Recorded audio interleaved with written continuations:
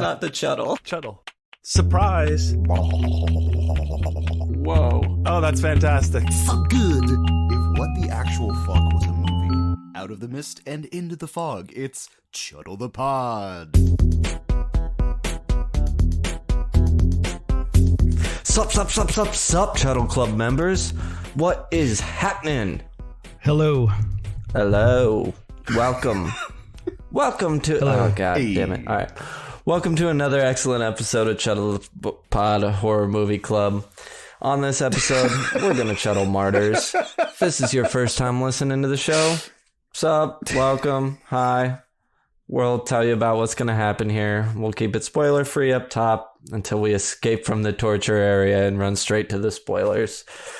Before we continue, we gotta take this moment to thank our patrons. Your sacrifice gives us life, and we thank your beautiful souls. Thanks. Every good club member meeting starts with attendance. My name's Sam. I'm here. I like to say hi. You've heard me already. Sup? Ross? Oh, hey. Sup? Brian? Hi. And then we have a very special guest tonight. As mentioned and as heard, it is a friend of the show, author with a new book to promote, Michael Thomas. Hello. Hello, everyone. Brian with the Y, I need a comment. You're wearing those fake glasses as part of the Zoom. I guess it's like a feature, but you're keeping your head back in real life as if you're keeping the glasses balanced on your face. I think it's pretty interesting that you're He's got a very Leon the Professional look on it right now. I kind of love it. And I want to start off as always, because sometimes this isn't pointed out, Ross. You have an image behind you of one of the actresses from Martyrs, and it's grotesque. And, she's stabbing you in the head. Yeah, I'll let you know when it comes up. Totally. What image is behind him. I figured a good representation of what the movie is would be a good backdrop while we're talking about the movie. As always. Also, this is not a French horror comedy. I thought it was when I went into this. Oh, you did? Yeah. You thought we were watching Martins. Martyrs. That's it, yeah. Not a French horror comedy. No, it certainly is not. And if it is a French horror comedy for you, I don't think I want to hang out. Whoa. The lovely people that I work with as a horror writer. There's a chapter here in Florida called the Horror Writers Association. It's a national, I believe, international organization where a bunch of horror writers do things like promote their books and or do signings and such. We have a signing coming up at Spooky Empire in Orlando, Florida. Oh, yeah. At the end of this month, October 27th and 29th to the 29th. And I will have my new book will be there as well, A Thin Veil of the Cosmos. Thank you, Sam, for reading it. I appreciate it. And thank you for having me here. That's you fantastic. guys are great. I love the work you guys do. And I'm very excited to talk about this insane movie. And I got to mention that it is one of the, at the time when it came out, it was known as one of the big four from the French new wave. Was it? What was the other one? High Tension? It was High Tension, Inside from 2007. And the other one was I actually wrote them down because sometimes when you're blabbing, it was Frontiers was the other one. I think Xavier Gens had done it, and it was Inside, Frontiers, High Tension, and Martyrs were known as the big four. And because at the time America was in, let's remake a lot of really cool Korean films, and they were making stuff like, or Asian films were like Ringu, or they took The Grudge, Ju-on, and I think there was other stuff that was coming out at the time. There was a lot of, and this one has some J horror elements in it. Yeah, they were just hitting hard. American cinemas were just taking those wonderful films from that part of the world, and they were just remake after remake after remake. And then this was fresh. I think High Tension was one of the first ones to come out, where everybody was like, maybe the story was shit to some people. I did like it, but the gore was over the top. For that movie. Yeah. And then I think I had a shirt for most of these movies, but gross nonetheless, and wonderful and artsy and beautiful and disgusting. Anyway, it's your podcast. Continue. Sorry, I saw it in theaters. I haven't seen it since either. Which one? What have you seen in theaters? High Tension. Me 3. Anyway, where are we? Anyway. Oh yeah, you promoted your book, right? Go see him at Spooky. If you hear this before then, tell him Chuddle the Pod sent you. He'll give you a little kiss on the cheek. If you want that. Yeah, well, if you say Chuddle the Pod sent you, he knows what it means. That means you want the kiss on the cheek. I got Yeah, exactly. Otherwise, don't say it. Now, with all club members present and accounted for, it's time to crack open the Goo Book and officially begin tonight's meeting. Oh, yeah. Our first order of business is a little spoiler-free synopsis and our toe tagline. We got a young woman's quest for revenge against the people who kidnapped and tormented her as a child leaves her and her friend, who is also a victim of child abuse, on a terrifying journey into a living hell of depravity.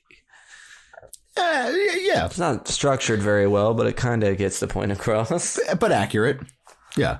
I didn't. Did you chat GPT that? No, that's what that comes from IMDb IMDb. says. Yeah. Oh, okay. Yeah, that's the actual tagline. Well, not tagline. Someone's synopsis that they put Someone's in there. synopsis of that. Yeah, someone wrote that, and that's what's gotten upvoted or something. Oh. I don't know that I totally realized Anna was also a victim of child abuse. didn't really gather that, but we'll get to I don't it. think she was. the tagline.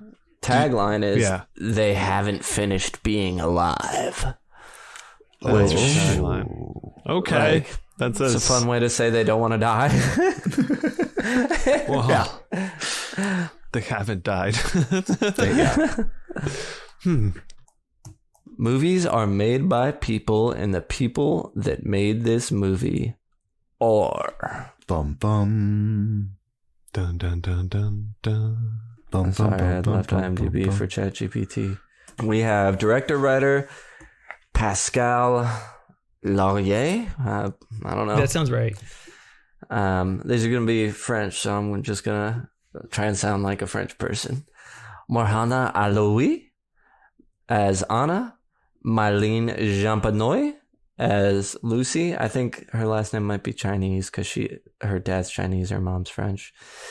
Catherine B as Mademoiselle. Robert Dupin as Le Père. We got other people. I mean, the big ones to know are Anna and Lucy, and I guess you could say Mademoiselle as well. Was there a tagline, not to be confused with the 90s rom-com Green Card starring Gerard Depardieu?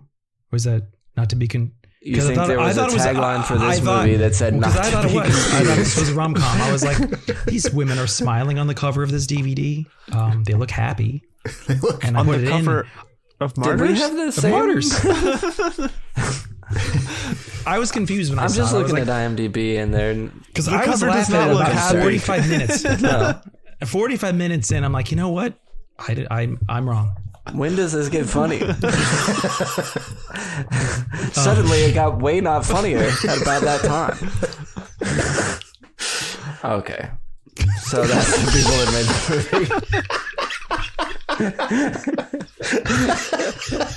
movie. See, Ross, it was Snoopy was a mummy. He had a toilet paper wrapped around him as Snoopy as a mummy. Yeah.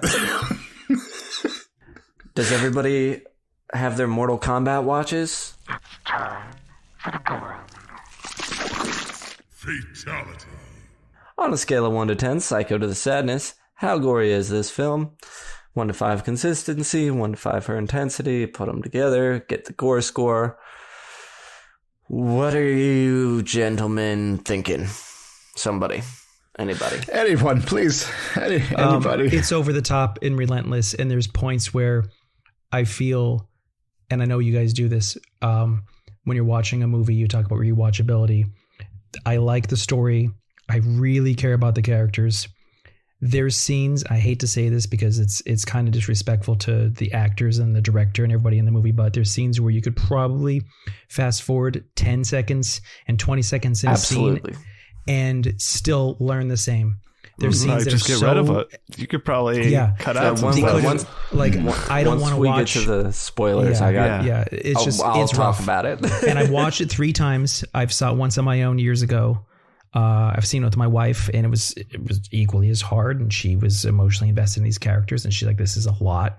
You want to go for a walk. You don't even want to talk about it. It's so over the top. And there is a point to the movie. Is there? I'm looking forward to hearing that. I like the whole spiritual torture cult thing that just drops in at the last half hour of the movie. I mean, you could have finished the movie at the halfway point. There was so much material to digest. But so what's your gore score, Michael? Fucking 1,000. 5. It's 5 out of 10. At a 10, it's so much a 10 that anything I've ever rated a 10 before has to come down to a 9. Oh, interesting. That's everything I've ever said 10 before. I was wrong. Zombie films all come down to a 9. Martyrs goes up to a 10 because I cared about everybody, even the thing behind Ross. Well, I think it also goes to the easy hard thing, right? Yes. Like I agree with Gore that. Please is easy gore. This would be. I think the intensity hard. is definitely a 5. I think the consistency is pretty consistent, so we'll call it's a 10. But it's a 10. It's a hard 10 too. Agreed. Because of the type of gore that's being inflicted, and I'm not even talking about the tone of the movie. Yeah, we'll talk about who is it for and not for and everything, but I'm just talking about strictly like the gore, the bloody stuff. I mean, yeah, it's tough. I'll give it a 10 as well. Ross? I kind of had it at a 9, but yeah, it's kind of funny. It's okay. It's kind of funny. No, I had it. No, you can keep it at a 9. I had it at a 9. I was thinking as a 9 as well, but I think it is so consistent. But I think it's a hard 9 too, though. Like, it's yes, like, no. This is right, exactly. Like coffin nail. It's a coffin nail 9, as in like I can understand a 10 absolutely for this movie. Like the gore that you get, it is not funny haha gore. This is visceral, intense gore scenes that happen in this movie, and they're like consistent through it. So like if you're like, oh wow, that was intense, you're gonna probably have about a baker's dozen more scenes that are going, oh wow, that was really intense. All right, great. It's time for the next sound drop. Who is the horror forward? All right, let's start with subgenres, or who would even... No, let's start Who would with even want to watch this? who would like this movie. Well, okay, obviously we kind of already touched on it, but it's definitely like a cult film. It is definitely a cult film. It's a man. I mean, we really haven't even brought it up. I guess torture porn. Like if you're into like a torture porn movie, as in like a torture movie, like this is. It was at the height of that time, the mid 2000s, when your Saws and High Tensions and all that stuff was going on. Hostel for sure. I'd also say a revenge movie, because I mean, like the real driving force of this is it's definitely a revenge film. I mean, cult film on the back, but like, a torture porn, revenge torture porn. Niche, but if you like that, this is going to hit all your buttons. I don't think so, though. Well, we have to talk about spoilers to really get into why I don't think that really. There's. I'm sorry. The film, and I do this a lot with watching movies, especially if you have an hour and a half mark. They really did a good job with breaking up each half hour into almost a different genre, where the first half hour was from minute 1 to minute 30, you were on board with these girls and what was going on, and you didn't understand this other character in, I believe her name is Anna's life, or was it in her mind? And you had that whole thing. They could have based the whole Lucy. Sorry, they could have based the whole film off of that. And then the second part comes in, and then it goes into this, which I don't want to go too far ahead, but it becomes a whole other film where you're finding out all this other information. And then when they pull the rug out from under you, then the third part, you're like... That is a really good point. Yeah, if you... it is one of those like complex plots, as in like if you like a movie that poses as another movie that turns into another movie, right? This would be kind of be a good example of this one. It's very layered. Yeah, we'll get to it. Because I'm curious what the point of it was. Where it reminded me of Barbarian in that sense, except Barbarian has a clear reason why it's doing this, and I don't know what this one was, but we'll get to it. Is it fun or frightful? No. Brian, you had something to add there? No, not necessarily. And like you said, we'll get to it. I think I know the point. Well, I guess I don't know the point of the movie. I understand the point of within the plot of the movie of what's going on, but I don't know what the movie's trying to convey itself to me as a viewer. Like, anyway, well, part of me, I think the more important question is, who is this not for? Yes, absolutely. Well, yes. Fun or frightful? It's not fun. You're not going to watch it in the theater to laugh. It's more frightful. And it's not for beginners. No. Definitely not for beginners. I thoroughly... subgenre, I would put it in as well as extreme horror. You hear that mentioned from time to time. I would certainly say this would fit. And I think I hear something coming through the window. We left it open. Hey, it is the Mothman. Look at that. Came in no problem. We could barely even hear him flying. Just screwed it right on in. He's in is this silent a bit mode. as part of the podcast, or Yes. is it really a Mothman? It's really It's really it is him. a bit, but it also is really But him. we also invite him. It's kind of weird. We're contractual obligations. It's a bit. Adrian Depardieu does not appear in this movie. No. Yeah, so definitely There's physical abuse against women. Violence to Violence women. Violence to women. Huge. Big trigger and on this Huge. one. Big And children. and children. And children. Familicide, I guess, would be the. There's some. Is there? I mean, a lot. There's a lot of torture. There's a lot of torture in this. So if you Can I add one thing? And I 1000% agree that it is a lot of violence against women, which is very, very, I mean, it's not going to sit well with anyone. However, to get to the point, what the point I believe the film is trying to say was, through the endurance of what a woman can handle was where the metaphysical thing had come through. There were no men being utilized in this by this to keep it light, spiritual torture cult. They didn't find men to say that men can endure this. In order to find the meaning of life, that's what this whole thing is. This whole thing, it's only the second half that doesn't have anything to do with the rest of them. We'll get to it. Yeah. Right. We gotta get to that part. You know what I really enjoy when we get into this specifically because the first part of this is the part to talk about stuff that's triggering. Yeah. And violence against women is definitely a huge trigger for this fucking movie. Just as a dog, I like the fact that like we have the spoiler-free intro, especially in a movie where like we just really want to talk about this movie. I'm going to steal dog ear. That is a really awesome thing to say. I'm going to dog ear this right here. I like that a lot. Yeah. I'm stealing that from you. But yeah, no, I would say a lot of, I mean, again, if you are not into torture films, this is not going to sit well, whether it's male, female. Like there's a lot of intense violence. Also, self-harm in this as well. Yeah. Huge stuff with self-harm. Yeah. Or have you ever been in a cult? Yeah. Let's build roads to places. Spoiler zone. Okay, it's time for IMDb behind the scenes. Not a lot on these, so there's like 4. I'm just going to give them to you right now. Nice. Marlene Japanoy and Marhana Alaoui, actresses that played Lucy and Anna, both stated in an interview that they would never work with director Pascal Laugier again.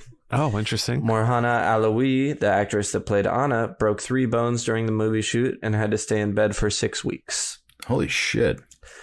Pascal Laugier has confessed that he wrote the screenplay for the film in a state of clinical depression bordering on suicidal thoughts, which is why the film is said to have nihilistic and depressing subject matter. Do you know what had happened to him with Ghost of Incident in Ghostland? No, I don't. Okay, I'll throw that in after you're done. Sorry. Yeah, this is the last one. In his previous film, Saint Angie, the main character was Anna Jorine. And in Martyrs, Anna is one character, and Lucy's last name is Jodine. That's it. What were you going to say, Michael? He did a film in 2018 called Incident in Ghostland, or it's also referred to as Ghostland, where it's nowhere near as layered as Martyrs, but there's a lot of similar themes in it. And apparently the young lady, I don't know her name, got hurt in the movie, like really bad, where I guess she was...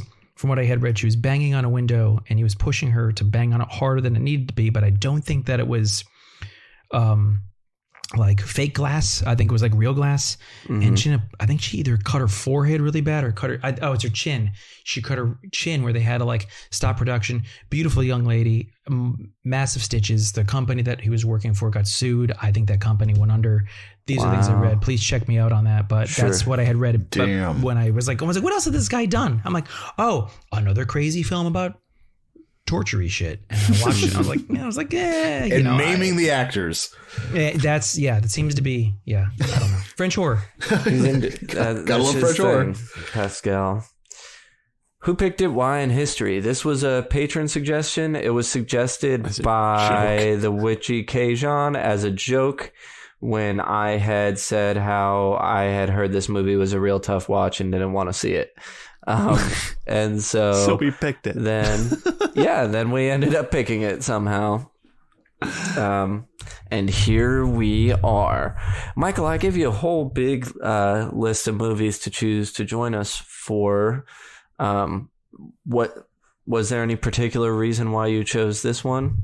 I do like French horror a lot. I love there's also a thing when you say, and you three will get this, and this makes me sound like a little bit of a snob, but when you say what are some horror films that you gravitate to or genres you gravitate to, if I say the top 20 typical American films that all deserve to be talked about, the top 20 American horror films, especially when you go on Reddit or Dreddit, they just seem to only talk about 20 of the same horror films. They think Halloween's the only slash ever made.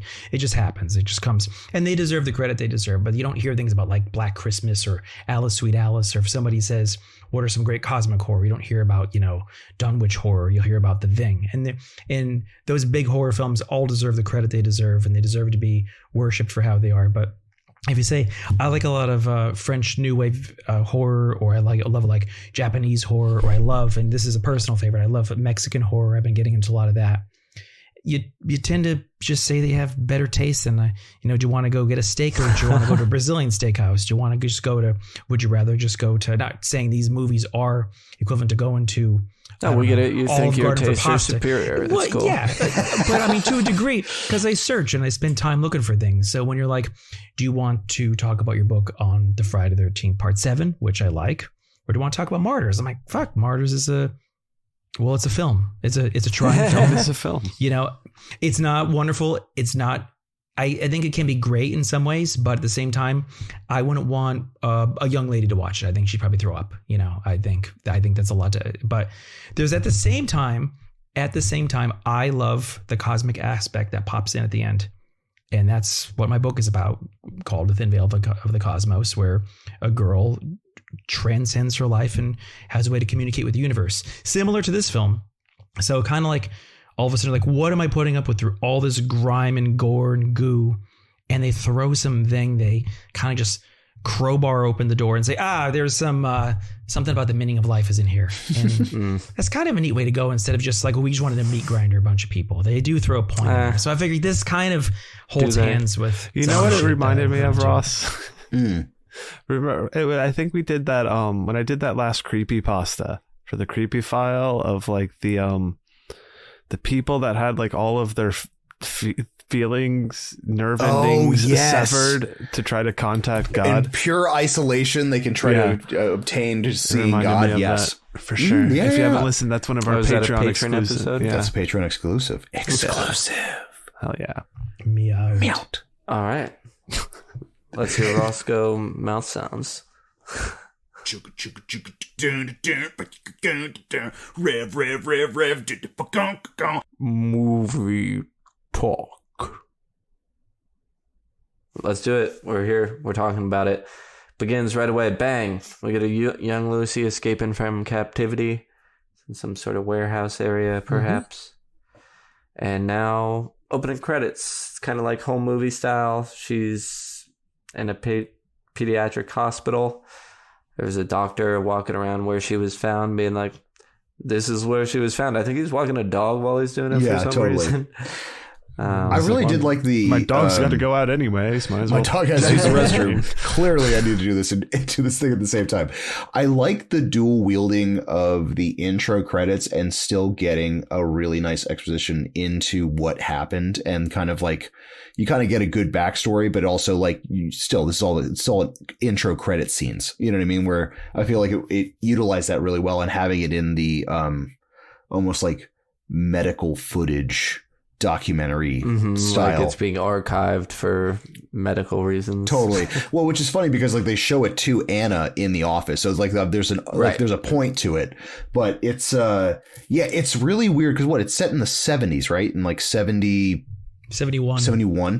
Yeah. So like it's kind of interesting with her super injured and like really messed up and then being what it seems to be for like a hospital or home for special children or children with special needs. It says pediatric. It says it somewhere. It's a pediatric hospital of some kind. So, yeah. So that video that they've been watching, we see Anna and Lucy befriending each other. Anna seems to kind of like taking care of Lucy. And then the video is actually something Anna's been watching because the police are there. They want to try and catch whoever did this to Lucy. Mm-hmm. Because she's been completely silent about the entire ordeal. Yeah, she won't say what happened to her. She'll talk, but not about whatever it is she experienced. Yeah, too traumatized. Also, we see at the where she had been kept that there's like a metal chair with a hole in it. Yeah, for with a bucket underneath the prisoner to relieve themselves in. So the cops are talking to Anna, but they get interrupted because Lucy didn't come to lunch. Yes. Anna goes to find Lucy. She's in a bathtub with cuts on her arms. She's like, I didn't do it. And Anna just kind of hugs her till they calm down a little bit. Right. Mm-hmm. Now they're going to... Go ahead. I was going to say, this bedroom sequence I thought was pretty kind of unnerving, I guess would be the best way of putting it. Because up until this point, obviously, like the way it's being presented is that she's kind of like self-harming and being found in the bathroom, insisting it is, and then having what happens in this bedroom scene go through. You're like, oh. Interesting. I was like, okay, so... I don't know. I wasn't like, Well, but what happens in this bedroom scene is they put the chair up against the door so nobody can come in, go to sleep in their beds, and then Lucy wakes up because the door's open and the chair's moved out of the way. I thought that on its own is just creepy. That's totally. Like cool, well done device. But then you get a boogeyman. Yeah. Then or a boogie person, a golem. Like there's a scary J horror lady at the foot of her bed. It looks like something out of the movies Michael was mentioning earlier. Yes, like completely black, and then just like the white eyes, but on the corner of the bed, like hunched over, was just like ooh. Yeah, very very golem-esque from Lord of the Rings. Yes. Yeah. And then title card. 15 years later, we're at the home of some family. Daughter, son, father, mother. So son had been chasing the daughter around the house. It seems like, maybe we're getting a killing at first, but it's just she took a note or something. Hey, it was a nice pump family fake. pranks. Oh, you.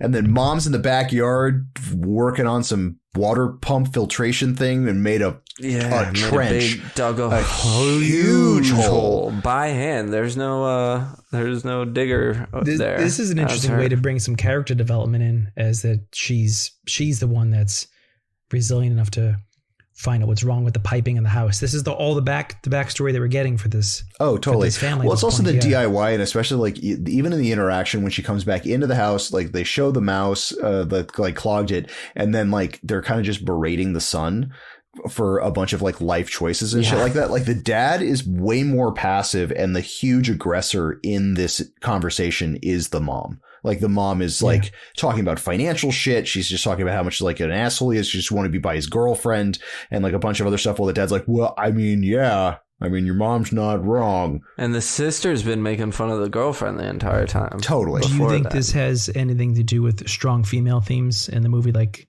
character strength, like is every female character is like extremely strong, even when you get to the spiritual torture cult, like every female character seems to hold the strength that it is. I mean, like, I think there's just varying degrees of either I don't know. I think with all the female characters, I think there is like congruent themes of levels of intensity, as in the bad guys are bad. You know what I mean? As in, like, the mom's clearly an asshole and the sister is like really edging on. I didn't think it was like not comedic or like over the top, but like all of the female leads and side characters have very strong characters besides them, while a lot of the men in this are fairly muted, as in like the dad, or when you get to the second owners of the house, like that gentleman, there's not a lot of like interaction between that versus the female characters. I could definitely see that kind of going through it.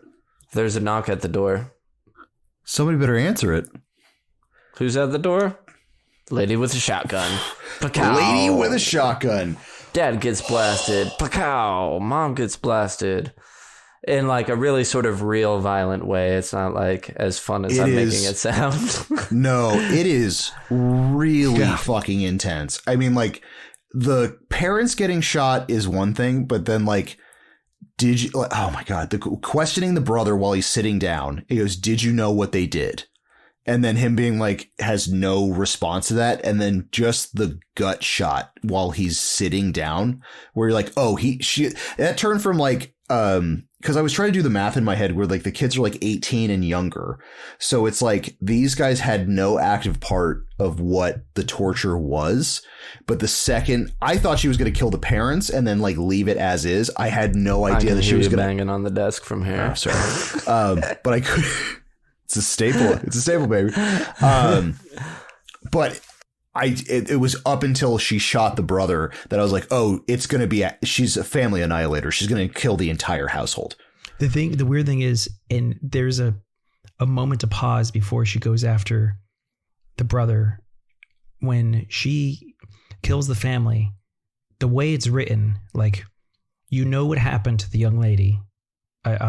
Is it Anna or Lucy? Lucy, right? Yeah, it's Lucy. You know what happened to Lucy. We saw her run away, and there she is. I'm assuming if she was 8 and 15 years later, she's like 23-ish, and now she comes in with a shotgun, a merciless weapon. Just they made the shotgun do what shotguns do in movies. You know, just rip people apart. It wasn't like get shot and go, oh, and like hold the gut and like put your hand over the wound. They really, it's really chopping people to bits. When she said, do you know what they did? Or was that the term was that the phrase she used? Did you know what they did?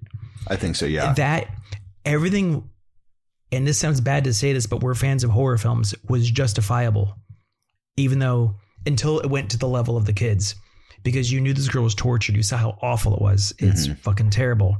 And then she's hanging on to revenge. Well, of course, at this point, though, we also don't know if they did it. There's a lot. She seems like she might be crazy. In the first part of the movie, I thought that what she was seeing was probably in her head. In her own head, yeah.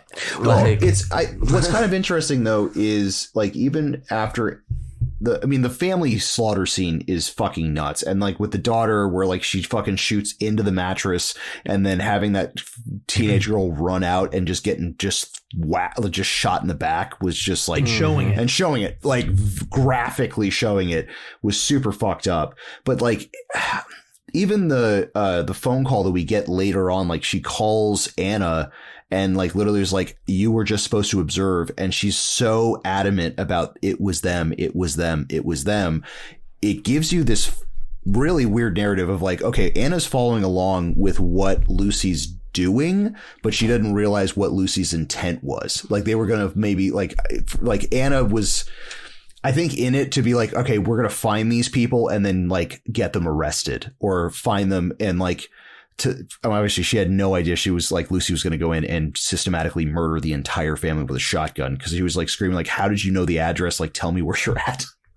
Did any of you, and I know this is going to get off the rails a little bit at this point, did any of you think of like Memento at the point where where there was I can't remember Guy Pearce's character's name in Memento, where he was always trying to find a John G to always to get rid of, to get revenge. So that I was he like, always had a wait, purpose. is she John G in this whole scenario and finding another John G and finding another family 100 to always? That's what I was getting at. This point. Totally. No, at this point in the movie, especially after everything that goes on, and then Anna's reaction is, to me, I was like, a huge level of doubt if this is if these were the actual people, or she just thought these were these people. And that makes even like the child's death even heavier. You know what I mean? Where you're just like, they're not even 100% sure. Right. I'm not so sure that Anna didn't think that Lucy would necessarily kill them or not kill them. I think she just wanted to be certain that she was killing the right people more than it was a problem that she killed them, is what I got from it. Mm-hmm. Of course, she probably would have had a problem had she known it was a whole family shotgun style. But totally. And the only reason why I say that is that when she gets to the house and she finds the bodies, she's checking pulses and stuff. Like, if the intent was just like everyone's just dead, you know what I mean? And she was like on a murder mission, I don't know if she would be that sympathetic to when she showed up and then like was checking the father and the mother and stuff like that. I don't think she believes necessarily that these are the right people. Yeah. Is why she's doing. Totally. That's why I thought she was doing that, Absolutely. not because. No, 100%. I did like the rage moment with the corpse where she just keeps on she's like trying to like touch the woman's face and then like starts rattling her and then just starts beating her, saying like, "Why did you do this to me?" Which I was like, "Oh, how could you do that? How could you do that to me?" Where it's like that, like, "Oh, why?" You probably could have asked them while they were alive. I don't think she really wanted to know. No. But so then she calls Anna, and this is when we find out that it is Lucy that had done this. At first time watch, it's not totally clear what's going on yet. It's just jump 15 years in the future, and we watch this family get killed. Yeah. Lucy says, "I'm going to come there," and waits for Anna at the house. Or Anna says she's going to come meet Lucy at the house. After that happens, the J-horror lady pops back up and attacks Lucy again, ends up getting the blade away, cuts all those, cuts her back up real good. Mm-hmm. And then real good. Lucy, hides from scary lady, has a flashback to her being tortured as a kid. Now Lucy runs outside and runs directly into Anna, and it tells her she is inside, as if Anna knows that there's this lady boogeyman character who's been following her probably since that night when she found her cut in the bathtub for that day. Mm-hmm. Anna tells Lucy, "Stay put." She's going to go inside and see what's up.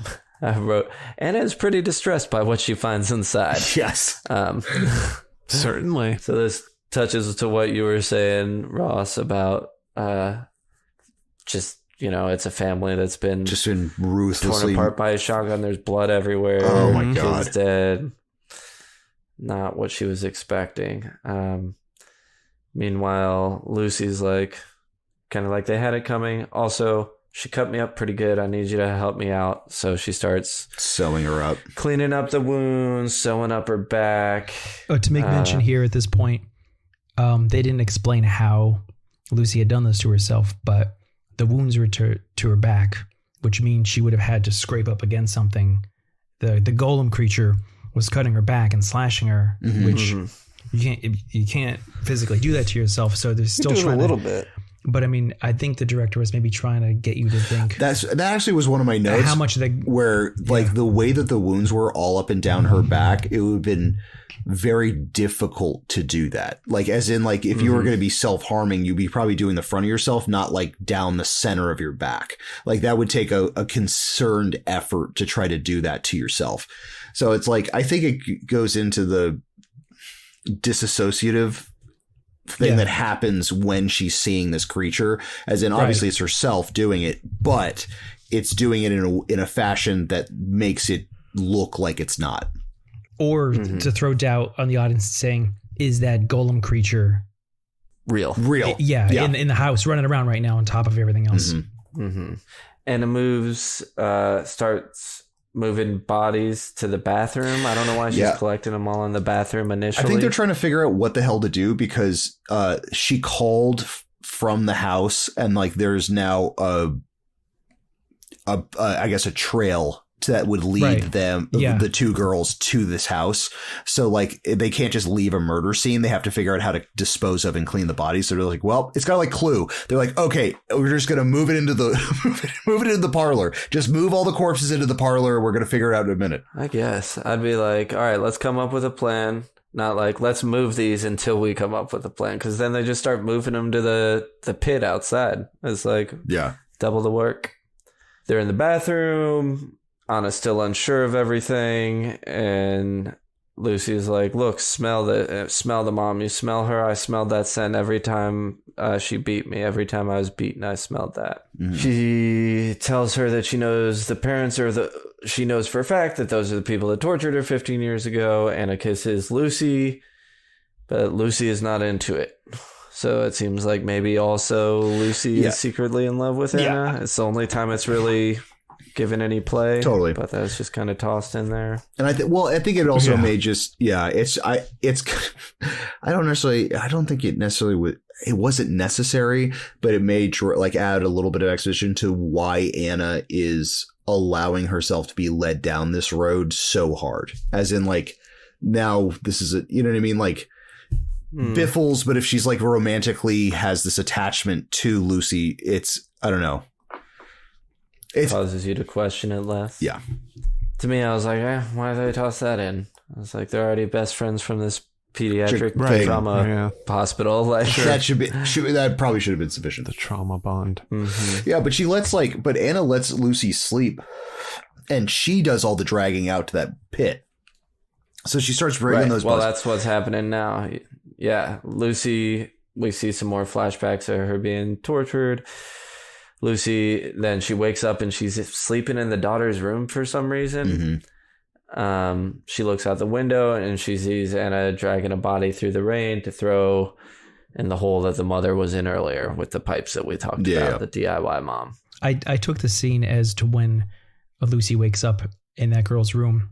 For a moment, I didn't think she was in the house anymore because it was the only thing that didn't look like a murder scene. Oh, that's fair. That is very true. Up until you see the photos are in the background. And like I was thinking maybe she's allowing her a sense to recoup, to not have this torturous thing that she does to herself and all the chaos that she caused. So let's just put her in some sort of a timeout room almost, so she could like to adjust, hopefully become a little normal there. Yeah, while she cleans up Lucy's mess. While she cleans it. And then I was like, how many times this has been done? To what degree though? Maybe it wasn't always murder, but how many times has she seen and done crazy things to herself?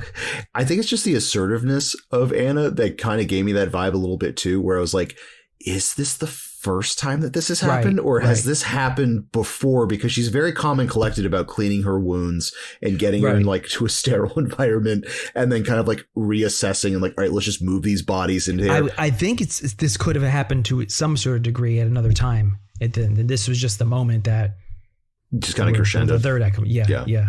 Anna discovers that the mom is still alive. That's a cool moment when she's when she looks in the mirror and she's just staring at her. She's, oh my God, just with her dead daughter's body draped on top of her. Mm-hmm. Yeah.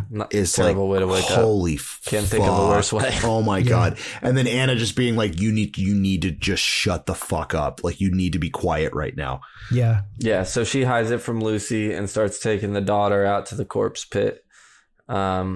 And while she's dragging the daughter out, she like falls over out there. But the scary lady, she hears screaming inside because the scary J-horror lady is in the bathroom with Lucy, looking real gross. Oh, and like doing this weird, like contortion-y kind of like fucking back turny weird shit. Yeah. Mm-hmm. Did either of you at a point, I think they didn't reveal it yet, who the contortionist demon lady was, or it's not revealed yet, but I mean we can say it. But the face was different. I was thinking it was another form of Lucy at this point, because then you get a different face, and I was like, is this like an evil Lucy? Or when I was taking notes, because I'd seen this maybe back in 8 when it came out, or 7 or 8, and then I saw it back in 12 or 13, then I watched it again today, and I'm like, oh, this is like a golem Lucy. And that was the notes that I took, and then I scratched the notes off because it didn't matter anymore, because the face was revealed and showed somebody entirely different. Right. Yeah. No, but it's, I mean, like, I don't know, man, like this whole scene is it's really interesting because, especially in later dialogue where, she's up in this bathroom kind of fighting this like demon entity golem thing. And then when like Anna breaks down the door and they go hide into the other daughter's bedroom, and then like she's screaming through it, she's like, I killed them. I even killed their kids. I even killed their kids. It's like now you like the whole motivation. It's like, what do you want from me? Exactly. And the whole motivation isn't like, it's weird because like it is revenge, but also in her mind, this entity is torturing her until she can find these people, and now she's murdered them, including their children, and this thing is still going after her. It's like a grief monster. Yes. But after she yells all that, it does seem to go away. At least it stopped banging on the door. No, that's very true. Because then we get the flashback, right? Exactly. Flashback. Lucy is forced to eat slop. Young Lucy. Person feeding her moves her to a new spot, but hurts her ankle while she's doing it. And that's when Lucy gets free. But right before she actually leaves the building, she sees another person being tortured. And it's the Scary J horror lady who's been haunting her. Oh, my God. Lucy continues to run away, leaves the lady there. So the demon isn't a demon. Guilt. It's a ghost or a hallucination of her guilt. Hallucination. That's good. Mm-hmm. I think it's something. It's definitely a thing. Yeah. It's Tyler Durden. I would want to talk about it more if it just didn't matter and turned into a movie about something else. Yeah. But we'll get to that. Yeah, we will kind of get into that. I do like the different levels of... I like the first half of this. Yeah. It's a lot more interesting to me. I think I do like the different levels of martyrdom, though. And as you progress through the film and obviously Anna breaks through, is like... I'm glad you touched on this. Finish your thought, but I want to ask about Martyrs. Yeah, well, it's because obviously we're in spoiler zone. Like this, the entire intent of these people being held in captivity is to torture them to an excruciating point, so that they transcend their physical selves and consciously ascend to some other plane of existence. You know what I mean? So it's like, and it's weird seeing Lucy, and then later on in the film, Hellraiser version of Geordie LaForge, kind of like they have hallucinations and these crazy, vivid, weird shit that happens to them, but they didn't fully transcend. So like this is the byproduct of doing that level of torture onto the human body, but not breaking through the ceiling. Like this is like the weird purgatory of that before transcending. Right. What does martyr mean to you? Because the way it's used in this movie in different ways, and then when we get the definition of it as witness, it's just, maybe it's a lost in translation thing. I don't know, but there's a thing with words where people could put their meaning into words, and we see this a lot. And I don't want to derail anything, but like when you take something like a martyr, you say, what if this guy, if somebody don't like this person, or somebody had killed like a politician, and say, well, that would make them a martyr, and that would make everything that they say all of a sudden become this huge platform that's going to be never ending. It's going to live on. That's one way of looking at martyrdom. And it's like they had become a martyr, and their ideals now are just going to continue. But the sad thing is, representative of a cause, right? But people see it as something more positive. Yeah. But to see it like as in this movie, and then when you get to the end and you're like, all right, I don't want to give too many spoilers away, but I'm like, was it used properly? Was the word martyrdom used properly? I don't think so. Because it's also, I think it's that definition, or just somebody who's killed for their beliefs, religious, political, or otherwise. Yeah. Whether or not that they've then become an icon for a movement. But I think it's neither of those apply to this. Well, I think it's almost like the definition. It means witness. Mm-hmm. Well, it is like a witness, even that I don't think applies to when they use it other times in the movie. But I think even when they talk about it in dialogue, it's almost like it sounds weird. It's almost like a bastardization of the word martyrdom, because in these tenses, and they bring it up in dialogue, is that like they're taking like non-religious atheist people and torturing them to having these religious out of body experiences. You know what I mean? Right. So like in this cult thing, being a martyr is like a perverse version of what the intent of the original meaning is. If that That's makes the sense. best way to say it. That is the best way to say it, because you could say it's a perverse version. It's taking the word and trying to find the spirituality, but you're getting at it from a completely different angle. No, it's like, it's Sam. I think it's wrong on purpose. But the word has nothing to do with finding spirituality. Well, I think for these people, for this person, it has become like a martyr for their cause now. If they reach this level, it's a martyr for them because it's okay, justification for their cause or something type of thing, and they're using that, and it's in their perverse mind, it's was all okay to do this to get to this point, and this person's therefore a martyr for this greater cause type of thing. Okay. It's kind of like when you look at the term Armageddon, and it's such a misused word, where you take it and you go back to the Christian Bible, and you take where Jesus in the end times before the second coming of Christ, that Jesus is supposed to step foot on Mount Megiddo prior to this battle on earth between good versus evil, and Mount Megiddo, Meggiddo, I believe it's spelled, maybe it's 1G. This Mount Megiddo is supposed to be the end times apocalyptic word, or this word is used to talk about this, and they say, oh well, that's Armageddon. And then you fast forward 2,000 years, and now you have a used car lot down by my house, and they sell a lot of cars, and they call it Carmageddon.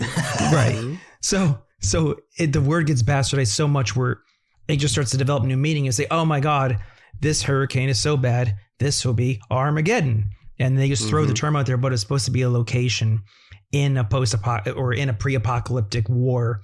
And they just use the word for whatever purpose, and you just throw whatever sticks at it and say, well, you know what? Dark spirituality, torture, transcendence, metaphysical guru bullshit. Let's just call it martyrs. Or they could have just called it those four, adjectives they used. All right. So now Lucy comes out of that flashback. She's hammer time. Locked in her room, or Anna's locked herself on the other side of the house somehow or something. Anna's trying to get the mom out of there at this point. She's trying to sneak the mom out. Hammer time. She's like, I'll get you out of here. I'll get you as far as the woods. Hammer time.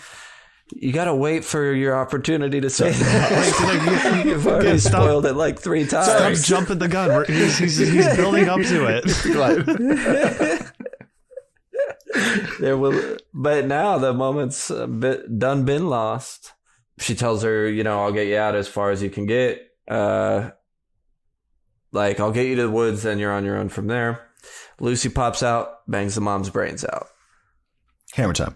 There you go. Lucy is mad Anna tried to help her at this point. Oh, and this is a very violent, difficult to watch part. It's not a fun gore. This is a hard gore. Where she's just caves this woman's fucking skull in with a hammer. And her menacing Anna with it afterwards was fucking intense. Yeah. Now she's scaring Anna, breaking stuff around her, saying I can't believe you did that. You never believe me either, just like the doctors, huh? You think I'm crazy? But scary lady's at the top of the stairs and comes after Lucy again. Lucy gets a box cutter for protection, but scary lady hugs her, then takes the blade and starts cutting her up. And surprise, it's Lucy doing it the whole time. It's cool. The juxtaposition of Lucy's perception of what's going on versus Anna's perception of what's going on is amazing in this, because you're having the same things where it's like she's holding the razor up to her forearm and going, she's not going across the street. She's going right down the middle of the road on both sides of her fucking arms. And it's cool seeing the creature kind of just doing it. And then the shot of Anna watching her just slitting her own arms and wrists, Mm-hmm. I don't know what it is about self-mutilation that's so much harder for me, but when I'm seeing the creature do it, it's, whatever. It's not great to watch, but it's fine. But when she's doing it herself, I'm like, ugh, I feel it 10 times more. I think it's because when it's the creature, it's a force beyond herself. And when you're seeing it, it's her doing it to herself. Damn, Ross, that's good. And that makes it that much more off-putting. You know what I mean? Because that is very good. So then also she starts banging her own head against the wall because the creature is banging her head against the wall. Awesome. Whap, whap. whap, whap, whap. Yeah, like hard. All the violence in this movie has very. The sound design is very much like, dropping slabs of ham on the floor. It's got meat smacky. It's got punch type. to it. This goes to that thing where you're like, if I were to just hit hams. 10 seconds, just 10 seconds to skip ahead, would I save myself from just watching a woman from being brutally abused? And the answer, nine out of 10 is At yes. this point, I'm still all Not the too gore bad. is like it's intense, and I'm like, this is a lot, but I'm still not put off. Skipping ahead time. Skipping And ahead, yeah. we have 22 minutes. 22 minutes.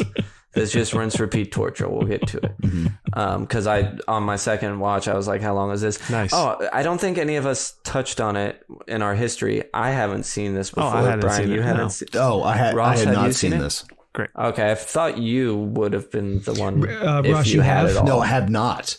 Oh, this is your Yeah, first This is time my seeing first this? time viewing this because No I had actually way. seen the 20 minutes into the 2016 remake. I see. And then Okay. I realized that I wasn't watching the original one and then stopped watching it a while. That was just so funny. I was like, I got to see the first one before I see it. And then I just never Knowing picked that- it up. Knowing that you guys are gurus, I thought you would have been like, All up on this. I'm real rusty on French, to be totally honest with you. Okay, that makes sense. So when I said earlier, and I'm glad I threw that in, that was known at that time as the Big Four. This is back when the IMDb horror boards were around, though.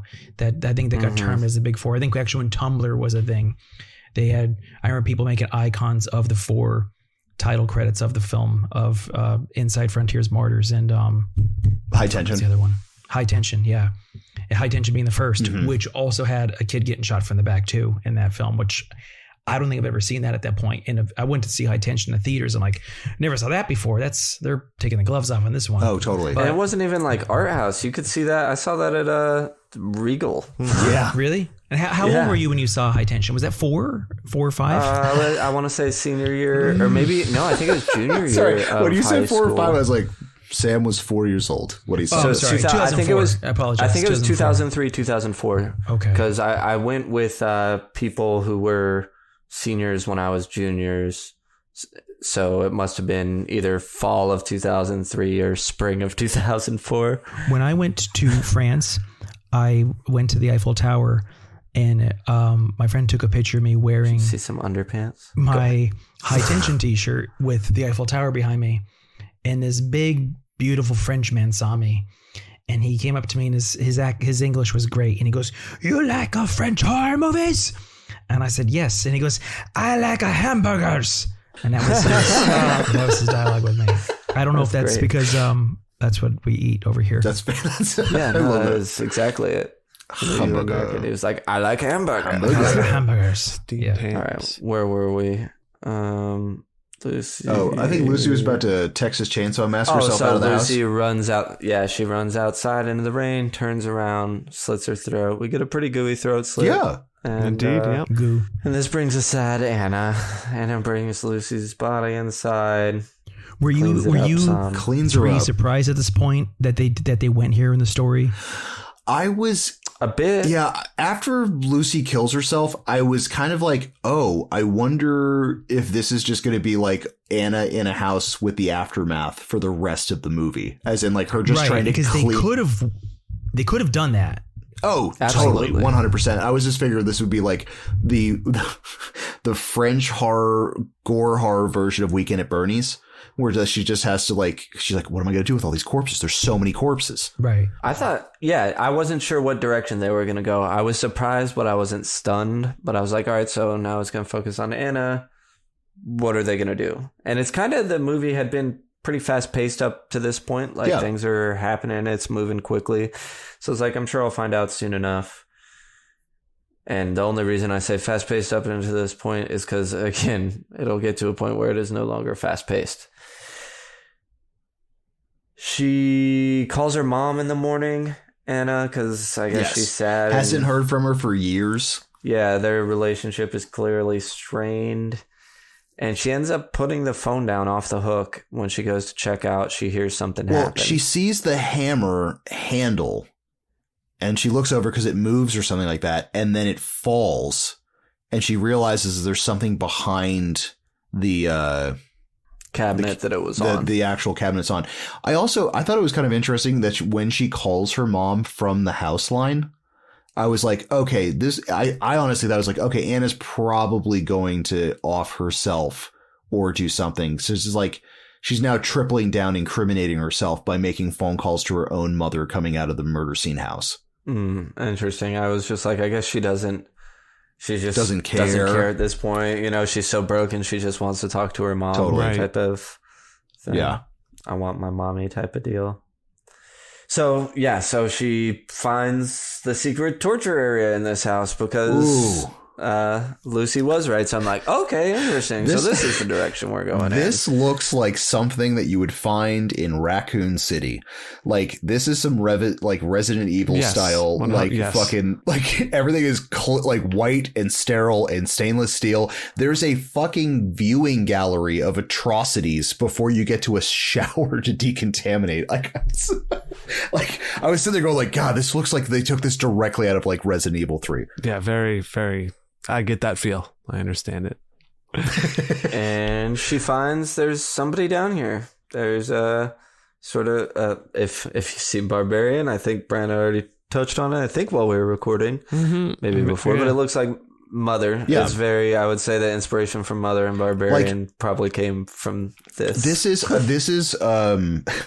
if Mama from Barbarian. Or Mother from Barbarian is the Hulk.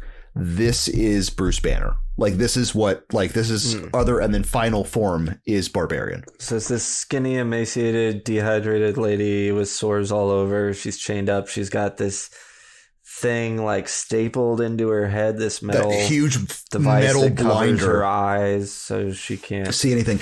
Okay, so and when is it just me, or when Anna finds her, does she look like she's like, oh, I just found a new best friend? Great, awesome. Like, now I can fix her up. And you know what? No, honestly, I got the look that it justified everything that happened upstairs. I agree. Where she realizes, like, at that point, she's like, oh, fuck, Lucy wasn't lying. These people are fucking monsters. Right. It was almost like a relief. Because, I mean, up until that point, Anna didn't 100% know if Lucy was correct in who she picked. And then, like, obviously, it's a fucking horrifying thing she's seeing. But also at the same time, she's like, oh, okay, she wasn't lying. Okay, she wasn't lying. Mm-hmm. Okay. So then at this point, though, wouldn't you call the police? 100%. Yes, you could be in some trouble, but you're definitely rescuing this lady, and you didn't do anything, and they're for sure the bad guy. Yes, there's literally a torture dungeon underneath the house. Okay, also, just a quick nod is that I have no idea why they put blinders on her, because this entire cult's thing is that they have to have yes, 100%. I was like, is this just like a reject? Like, was this like, all right, well, I think so.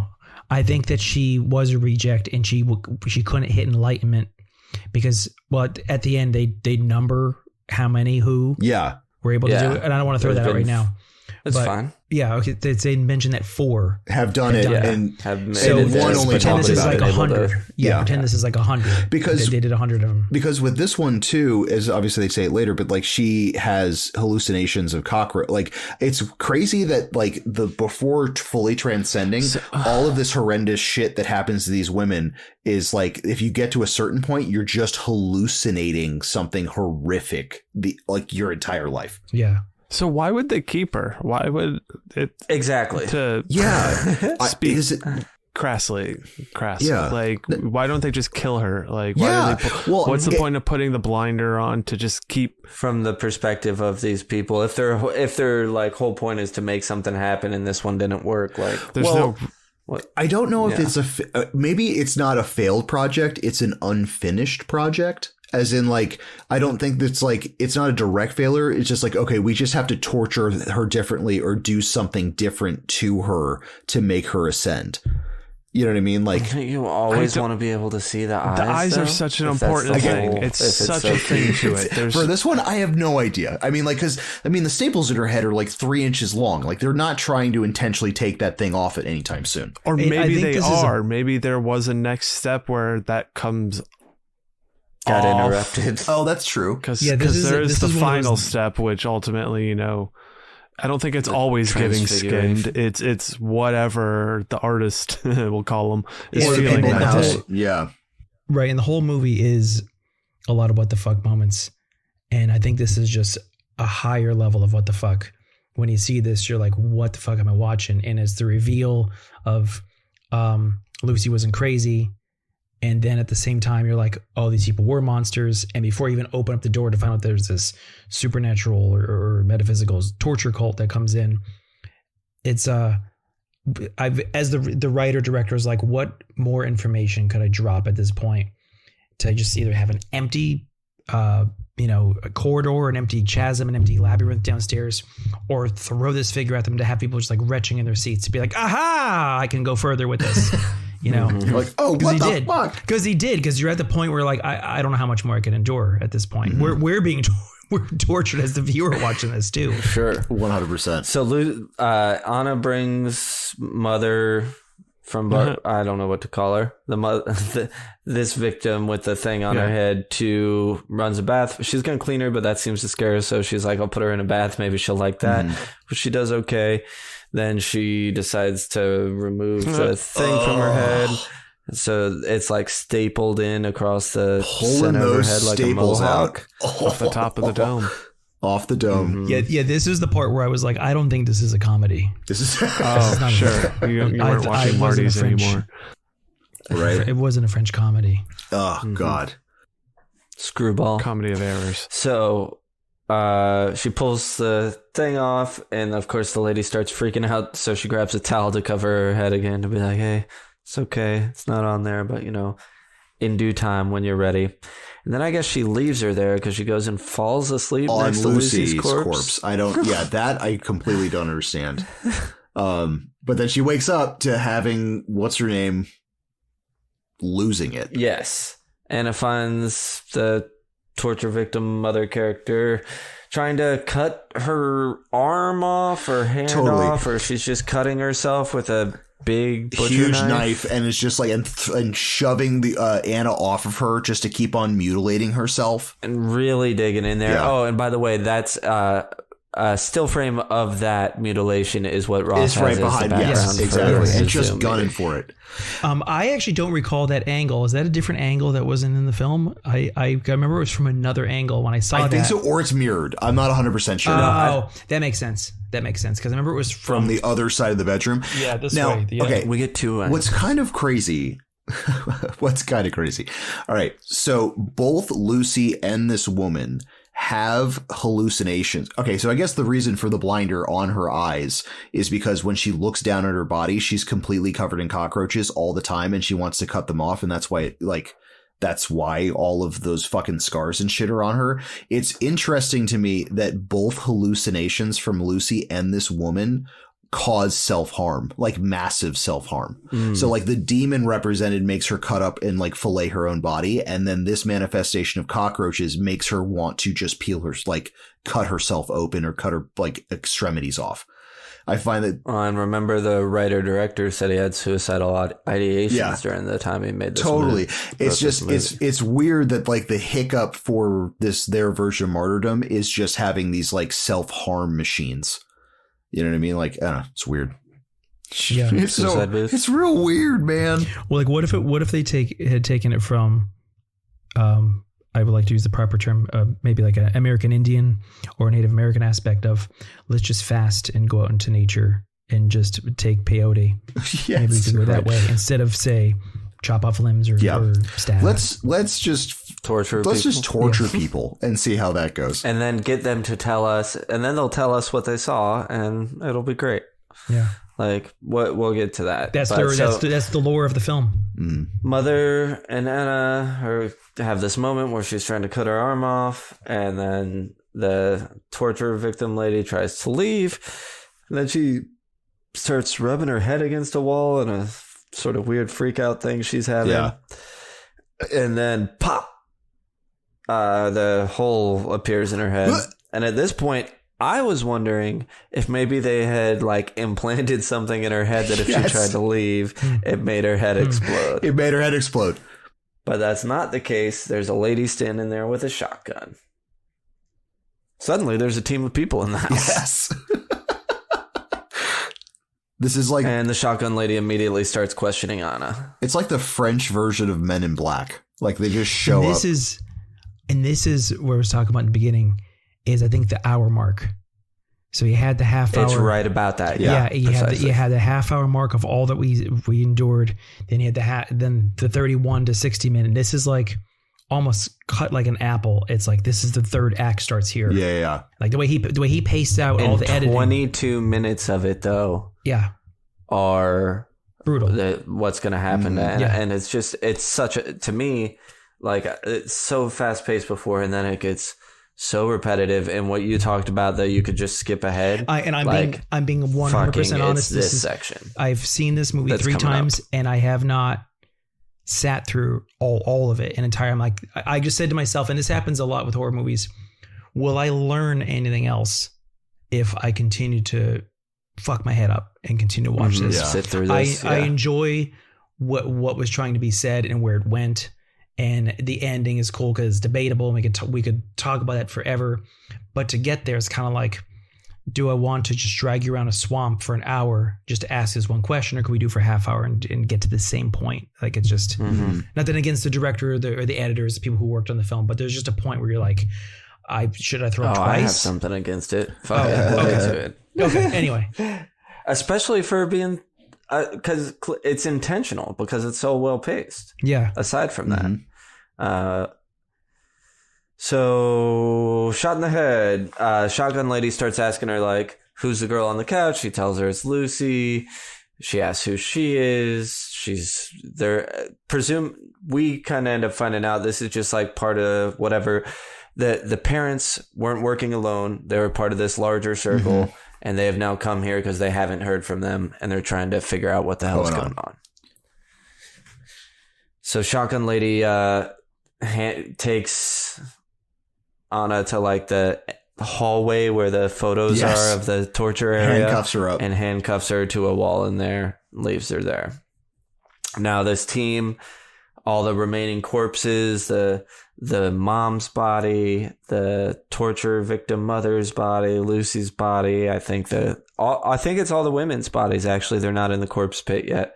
All get tossed in there. Did you notice on the wall the photos that were there? And maybe I'm reading into too much into this as I do with things. Please. Were there only 3 photos of 3 other women who had hit enlightenment, and it was mentioned at the end that there were 4 being Anna? Being the 4th one. I think those were the other 3 martyrs that they were almost revered as like saints or some sort of like religious iconography. The photos in that hallway? Yeah, of the women. I thought there were 4 photos. I thought there was only 3? I thought there were 3, but meaning that there were 4 total who had hit martyrdom and who had hit this level of supernatural or spiritual metaphysical enlightenment. And these were their saints, the other 3 women who they were revering as all this shit they do to these women. These 3 are the ones who've come out to this to find the meaning of life or cosmic life or whatever, and they were like their religious figures. In the terminology of the movie and the way that they I could see them being revered as like saints. That's what I took them as. That sure. I didn't. At first, I was like, oh wait a minute, they're just people that they tortured. I'm like, oh wait a minute, these aren't just people they tortured. These are people who've actually attained some sort of level of some sort of heightened awareness or some sort of supernatural wisdom or something like that. And those are those 3. That's what I thought of today when I watched it. I'm thinking, oh, the point of what they were trying to do was to whatever was whispered. Anyway, continue. Sorry. No, I could see that, especially because when the scene we get with Mademoiselle, I think that's actually about to come up. So they throw everybody in the pit. Yeah, and now Anna meets Mademoiselle, who seems to be the leader of this cult in some way. Clearly, she's revered by all these people. When she arrives, it's like a big deal. Everybody straightens up. She's the PR person. Yeah. So she brings her to Anna, and this one she tells her about martyrs and photographing the dying people and how they've been trying this. They tried it on kids. It seems to work best on young women, and that now Anna will be transfigured. But I would say, especially the point you were making about them kind of being saints to this cult, when she's showing them all the photos and talking about the eyes, and it goes through even more photos than are on the wall, that these are sort of the key icons within the whatever this weird fucking torture you to find out like what happens after you die cult is. Now Anna gets chloroformed and she wakes up and she's in the pee chair in the torture area and she seems unhappy to be there. Yeah. Not too stoked. I think she definitely realized, she's like, oh, okay, I'm now, because I mean, she's seen firsthand. She's chained up. What she's was screaming, last in there? Chains. Yeah. I don't think she wants to become mothered. So fade to black, and this is where so this is where we've touched on it before. The hardest parts to watch are there's lots of just Anna getting beaten, like just physically brutalized. But it's 22 minutes from when it starts to when it officially stops. And I consider I'll let you know when the official stop happens. And it's just like rinse, repeat. It's like she gets fed, beaten. Yeah, fed, beaten. And then washed, repeat. Fed, beaten. Yeah. And it's so slow. But I have it all here for you, so let's do it. So she seems unhappy to be there. Fade to black. Anna wakes up to be force-fed slop. Fade to black. Anna wakes up peeing in the toilet chair. Fade to black. Anna wakes to stout bald guy who beats the shit out of her. Fade to black. Fade into Anna in chair. Cut to her haircut. Fade to black. Cut to Anna being force-fed. Fade to black. Cut to Anna getting the shit beat out of her again. She passes out. Fade to black. Now Anna has a shaved head and is getting an aggressive sponge bath. I think it's also kind of fucked up is that like when she passes out, the male attacker literally like light slaps her awake till she's conscious and then starts beating the shit out of her again. Hit her hard enough. Yeah. Well, there's one that's fucking and then like wakes her up again and then like hits her. She starts passing out and falling to the ground, and he hits her as she falls to the ground. Yeah. It's just like, a lot. It's a lot. I think also the one where like he leaves the stairs down and just like that weird cat and mouse thing where it's like, yeah, get by me. Oh, like he's like, go ahead and try. That's the first one. Yeah. Like, totally. And it is. You and can't it's do like, anything. Well, it's really fucked when you're seeing, and I think it's probably the purpose of how long it is that like the deconstruction of Anna. Like you're going from like the levels of submission and acceptance as this thing goes through, where it's like she's still fighting but less and less, and then by the time the end of this thing is that when she started having like the auditory hallucinations of Lucy, where she's just like sitting there actively, patiently just eating the schlop, like she's not trying to fight it anymore, which is like super depressing, because it's like, because in a lot of movies we're trained in cinema that like, okay, they're gonna get out of it somehow, like something's going to happen, like the male attacker is going to do something, she's going to choke him with the chain, and then something's going to happen. But for 22 minutes you just see the just beating and torture and like, I don't know, it's a lot for nothing else to be happening. Yeah. Right. Yeah.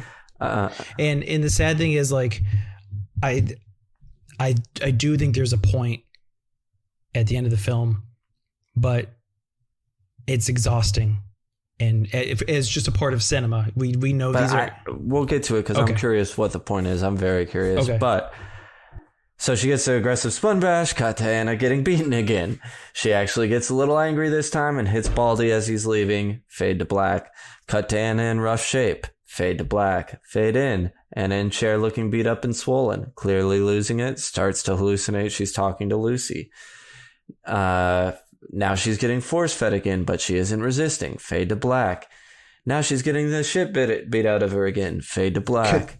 Now Anna looks real bad, like a swollen corpse even. This is like that last bit. Oh, yeah. Yeah. I also, because I had this in all text, was anybody else really off-put by the weird indie music that was playing during? It's like explosions in the sky. I was like, what is this? Like, this is the weirdest, like, it's a notch above like Tiptoe Through the Tulips, but it's like I don't know. It's just weird. Someone just puts. Oh, weird. I didn't think that. I don't know. I thought it was like a combination of Explosions in the Sky and Godspeed You Black Emperor. No, that's what I'm saying. Is that like it's indie rock, and I'm sitting there going like, this is just the weirdest musical thing to put in a torture montage. I don't know. Didn't stick out It's to me. not like Franz Ferdinand or something. It's like atmospheric. It is atmospheric didn't stick out for me in any way. It did, but only because it reminded me of other bands that do music for movies. I saw an Instagram video of a band that I love, Cult Leader, who are just like a Converge kind of band, just chaos, and they're playing to go on tour. They're going on tour with Converge, but they had dubbed the Dave Matthews Band over them while the practice was happening, and it's just this chaos of drums. And, what if they threw something like that in here? Would it be more? Would it be? If she got tortured to Hootie and the Blowfish, hold my then hand. you'd find out the whole thing was a comedy, right? See, that's the I snapped and pointed. See that? Yeah. Anyway, the old snap and point. Thank you for saying that for our listeners. Yeah. Swollen corpse. Lucy's voice whispers, You're not scared now, Anna. Yeah, you're not scared. Fade to black. Yeah, and at that point I was expecting her to fight back.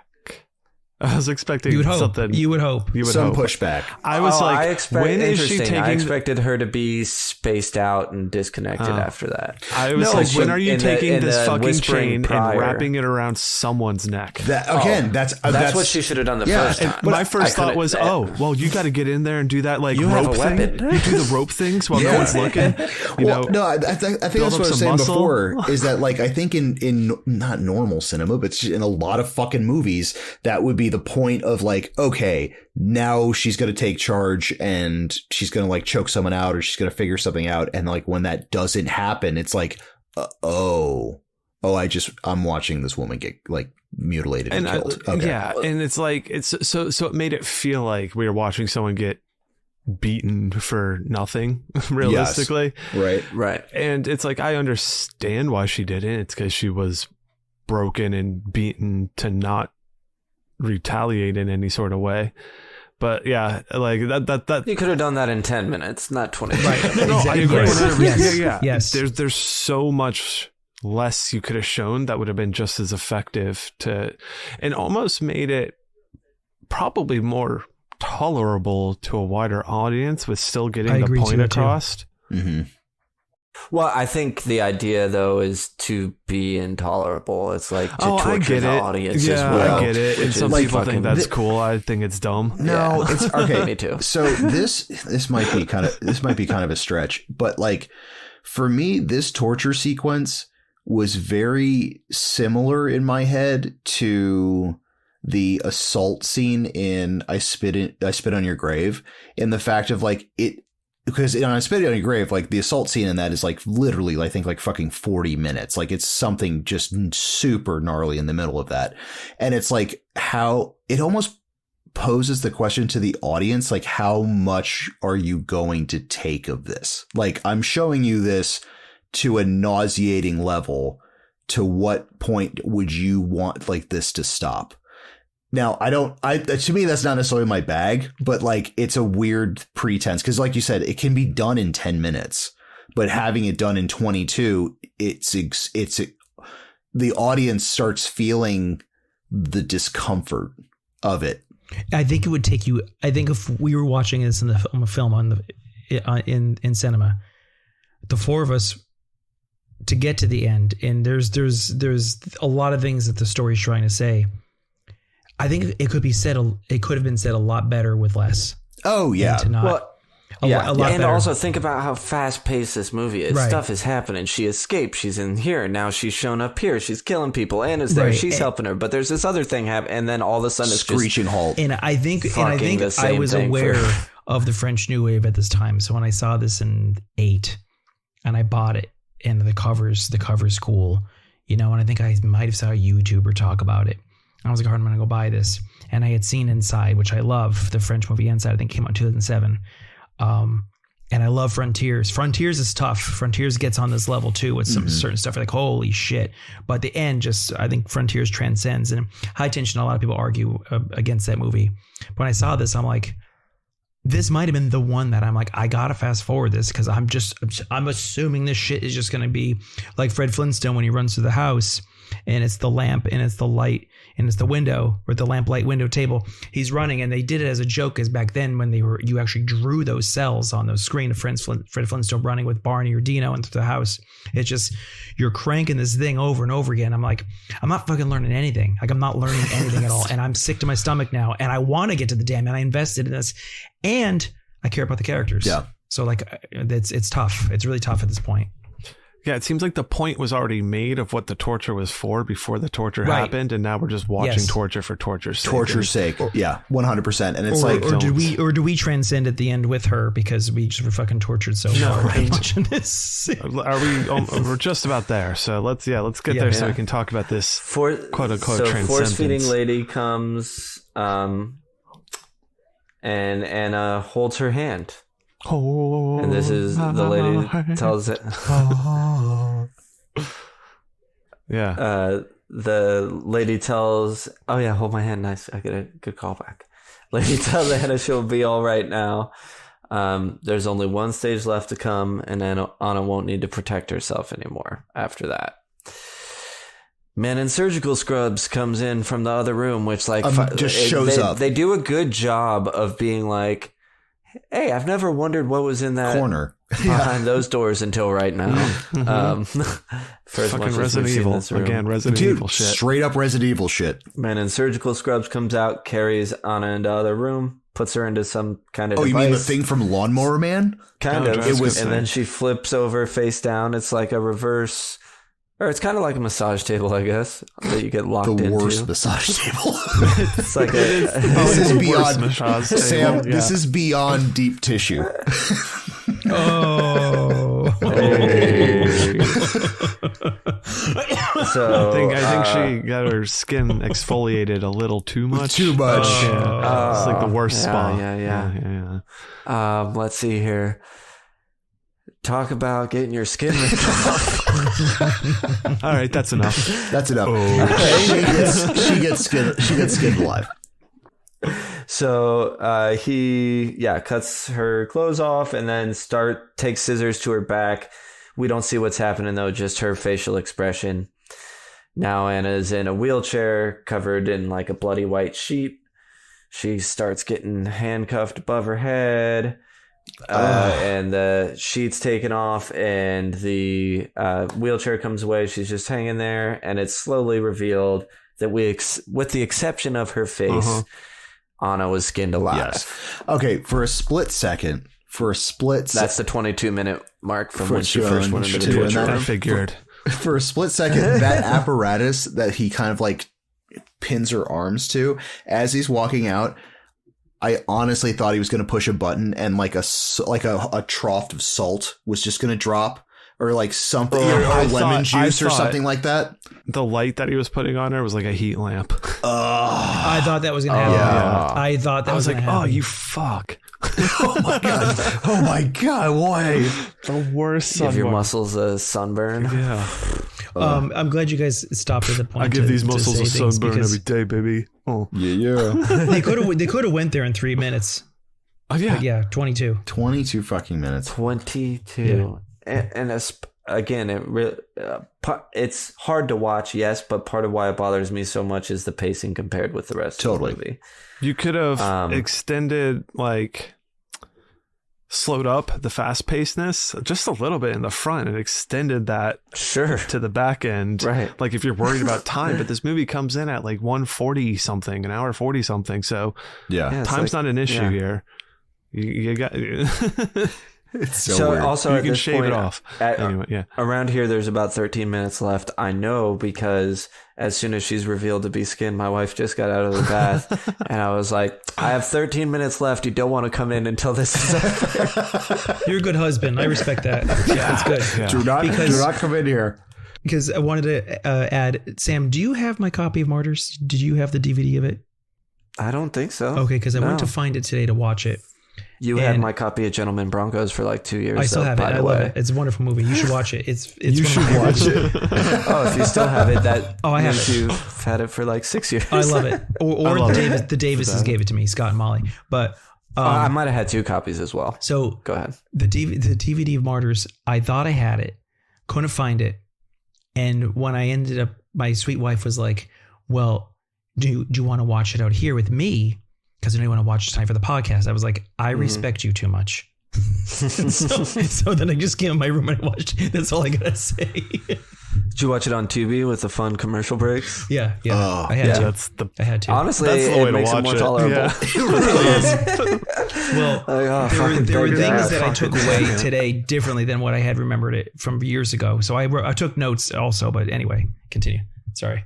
So now Force Feed Lady checks on Anna after surgery, beat her guy. They pass each other. He's going to clean up. Turns out the guy who cut her skin off is also the guy who's been beating the shit out of her, just tenderizing her to get that skin off. Then Force Feed Lady sees something in Anna's eyes.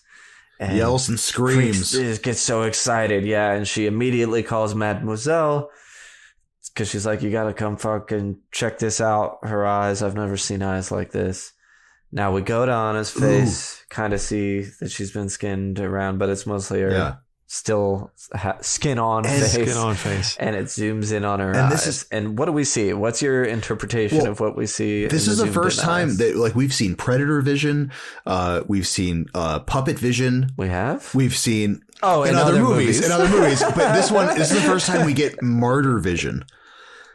You know what I mean? Like we're seeing through like the everythingness of the cosmos. It looked like it looked like sunspots. You know what I mean? But it was weird. It was like, like when they have videos of like the surface of the sun, how it just radiates out and back and forth. Like that's the vibe I was getting. Just this weird emptinessy, weird cosmic-y, soupy deliciousness. And I loved this scene. And I don't think we've used the word love at all for anything. I just love this scene because to go there. And yes, 22 minutes was a lot. Yes, it was torture for us to go through as the audience. But I love this scene because there's points I'm like, where the fuck is this going to go? Because you already took me to the first act where I was like, I didn't expect that. And then all of a sudden there's some gangly lady with a Geordie LaForge thing over her face. Like, I didn't expect that. And then the cult comes in. I'm like, oh, I didn't expect that. Like, didn't see any of these things coming. It was totally just watching it just be written in front of me. And then when I went here, I'm like, you're going to go all gigantic cosmos, and meaning that my current book, Thin Veil of the Cosmos, is about a girl who meditates and is able to communicate with intelligent life in the cosmos by finding an obscure cult book. You could have done that instead of just beat the shit out of something, right? But you could have just read my book and got the idea to do it the right way. But so if you want like a less tortury version, but there's ways to have got to this point. Meditation. That's where you're going to go. Meditation. Now, and I'm a fan of meditation because I used to. Sam worked with me fucking like 10 years ago. I don't have a temper anymore. I'm proud of that. A long time ago, I was an overcaffeinated lunatic that barely slept and just said one-liners and thought I was funny, and I wasn't. My job got too much to be at a point. I can't believe you know that. At the time, I was just flying a lot, and I was like an overstressed person. So I do believe in meditation. I really do. I don't want to get preachy on your podcast at all, but I believe in it. And I'm not saying I see sunspots and stuff like that, but I fucking love this part so much. And despite everything we had set up into this point. So what did you think we're seeing? Just what do you think you're looking at there? When these things happen in movies, you can read anything into them. You can say... I'm asking yours. I think in the lore of the film, in order to be able to transcend, strong women were taken to be tortured beyond the point of where other humans would break, but a certain specific 4 had not. They mention this at some point when the guy says the speech on the stairs. Yeah, it's coming up. And whatever knowledge was given to this cult. And it was, I think they said was a confirmed. Was she coherent? Was she cognizant? Yeah. And then they throw the very last thing that I won't spoil as you get to the very, very last thing. What happens with Mademoiselle. With like that last 10-second scene, which was just another what the fuck moment that he just threw in at the end, because then the film just becomes debatable. But I think in order to transcend and to hit some sort of level that all of mankind must know was because this supernatural torture cult or this metaphysical torture cult was able to acquire by just breaking the souls of these women and be able to get there by reaching the cosmos through that. It kind of neat. It's neat. The means to get there is awful. Let's go eat at a buffet and throw up over and over and over again. So they make tell you a joke at the end. They make this point of using women specifically because it didn't work out. But weren't some of the examples of like some of the people even on the wall men? Yes. So don't we know men can obviously achieve this? Yeah. So I think it's through. Again, that felt like another way to just throw in something to make it okay that we're torturing women. Like another thing in the beginning. Sorry, that was like I'm just torturing women because they're so strong. Another thing I noticed in the beginning too was they made sure to point out like, oh well, we know for sure it was nothing sexual that happened, and I was like, that seems like so that makes it.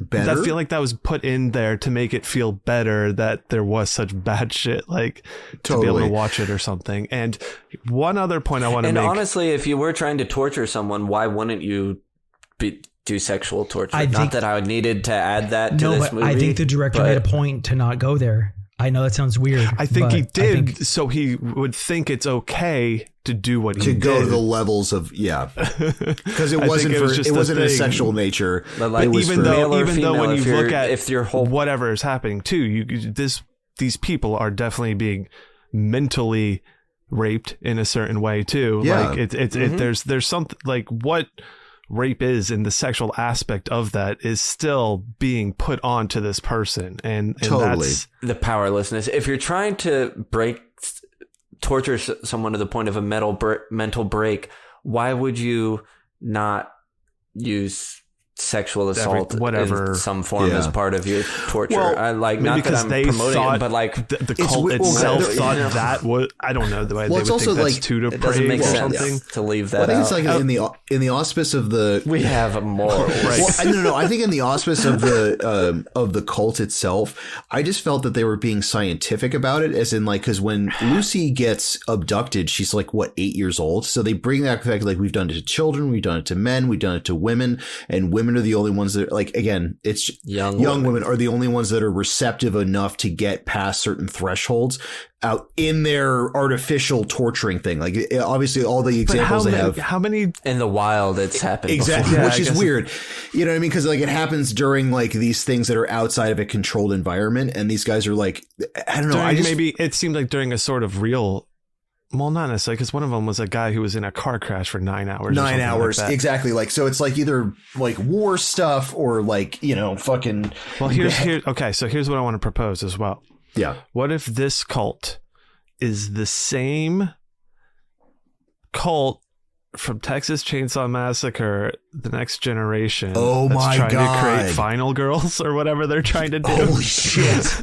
It's just so this weird. Is the serious version of that. Oh somebody, my God. I was on Reddit and some guy, and I want to just add this about Texas Chainsaw Massacre. He said, sometimes I love going on Reddit and reading people just when they go off on big chunks of dialogue. And he said, one night I was high, and he said that he was convinced that in the Texas Chainsaw Massacre 1, that the family were a bunch of wizards and used black magic. And he said, here's why. And he wanted to say he marked the side of the van with a bloody hand. He burnt a Polaroid in tinfoil inside the car. And he started throwing out all these things that are like spell kind of shit. And I was like, that's pretty crazy. And Toby Hooper was out there, But anyway, just going on. I think they could be wizards. My Leatherface, you're a wizard, Leatherface. You're a wizard, Leatherface. You're a Leatherface, Harry. Oh. What, can we just refer to wizards as Leatherfaces now? Leatherfaces? Done. All right, so then you put on your leather face to see which house you go into. Perfect. All right, we're at our big kaboom essentially moment here. Yes. Yeah, we are at Mademoiselle comes to the house, finds Anna in like a bathtub of blue goo or like a box of blue goo. It's like some sort of keeping it going. Antibacterial gel cooling gel. Some sort of. She's earned it at this point. She's allowed to like not be infected.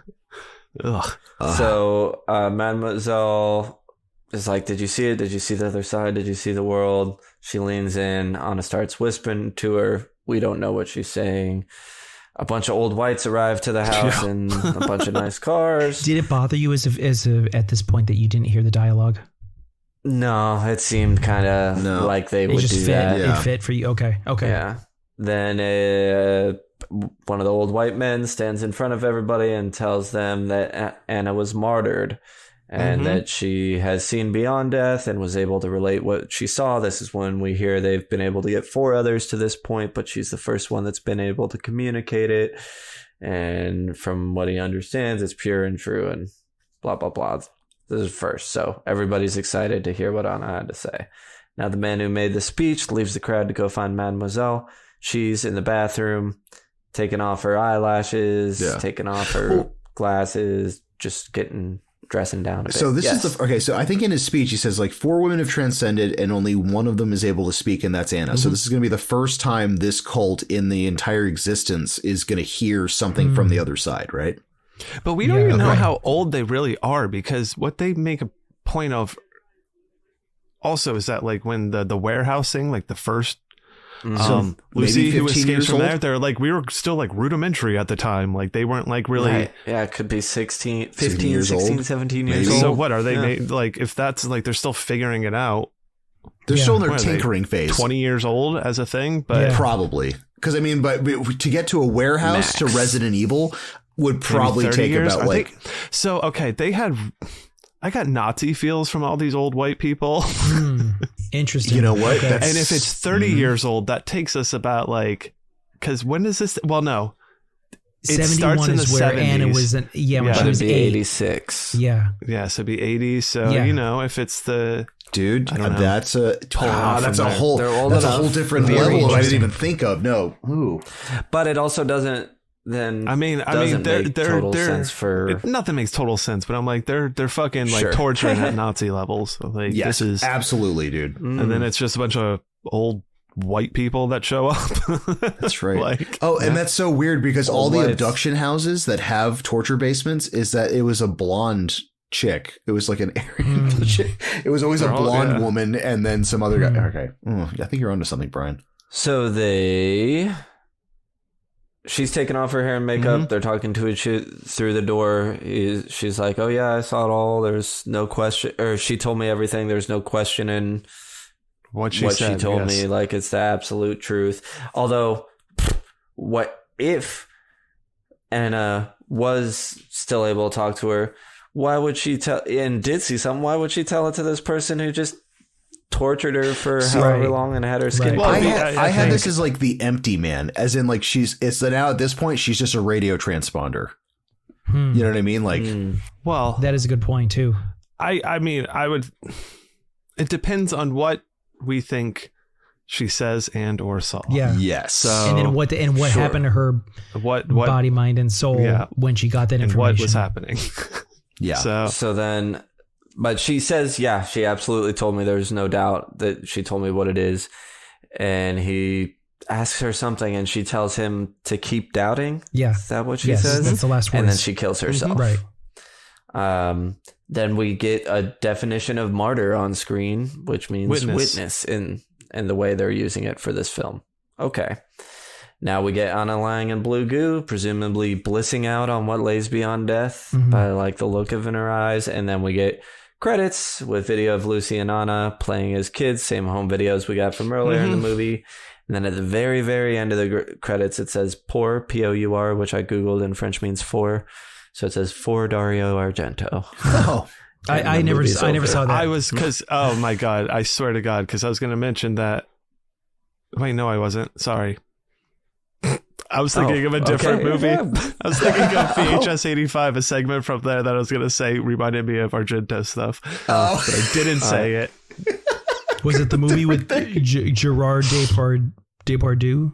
Was that the movie you were thinking of? That was it. Chocolat. Yeah, that was what it is. Chocolat. Anyway, sorry. So what did we think? So the lady killed herself from what Anna told her. Do we think that's because I think she go ahead. No, it's all right.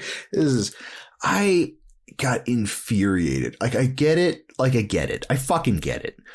But it's like I did 22 minutes of fucking torture, and then it's like have an opinion on it. Like I'd much rather have the end of this movie have like she says something about the cosmos and we get whatever that message was. You know what I mean? Instead of like having old lady like suck starter pistol, like it just. I don't know. I felt like it was like a cop out. You know what I mean? Like, and it's just have a point to it. Like I understand. This like movie is all about making the audience feel and participate and draw your conclusions type of shit. Totally. But it seems, I know Mike was going to say something about it having a point. The thing that bothers me is whatever it is with this second half, not even half, third of the movie. Like, how does that relate to any of the shit we got before? Before it seemed to like be about grief and trauma and vengeance and carrying the past with you and all these different things. And now it's like, oh, it's actually about like being tortured to the point of reaching like that was a lead in to get to this the thing, I guess, but it was showing, you know, what make the movie happens about like it should tie together somehow in themes or whatever it's saying. What I was saying about Barbarian, how each one is like a different version of like how men are and how men treat women and how these things, like none of these seem to be like all aspects of examining the same thing. Sometimes that works. I mean, like From Dusk Till Dawn is literally two completely different movies that it does a complete 180 halfway through the film. You know what I mean? Like, I think with...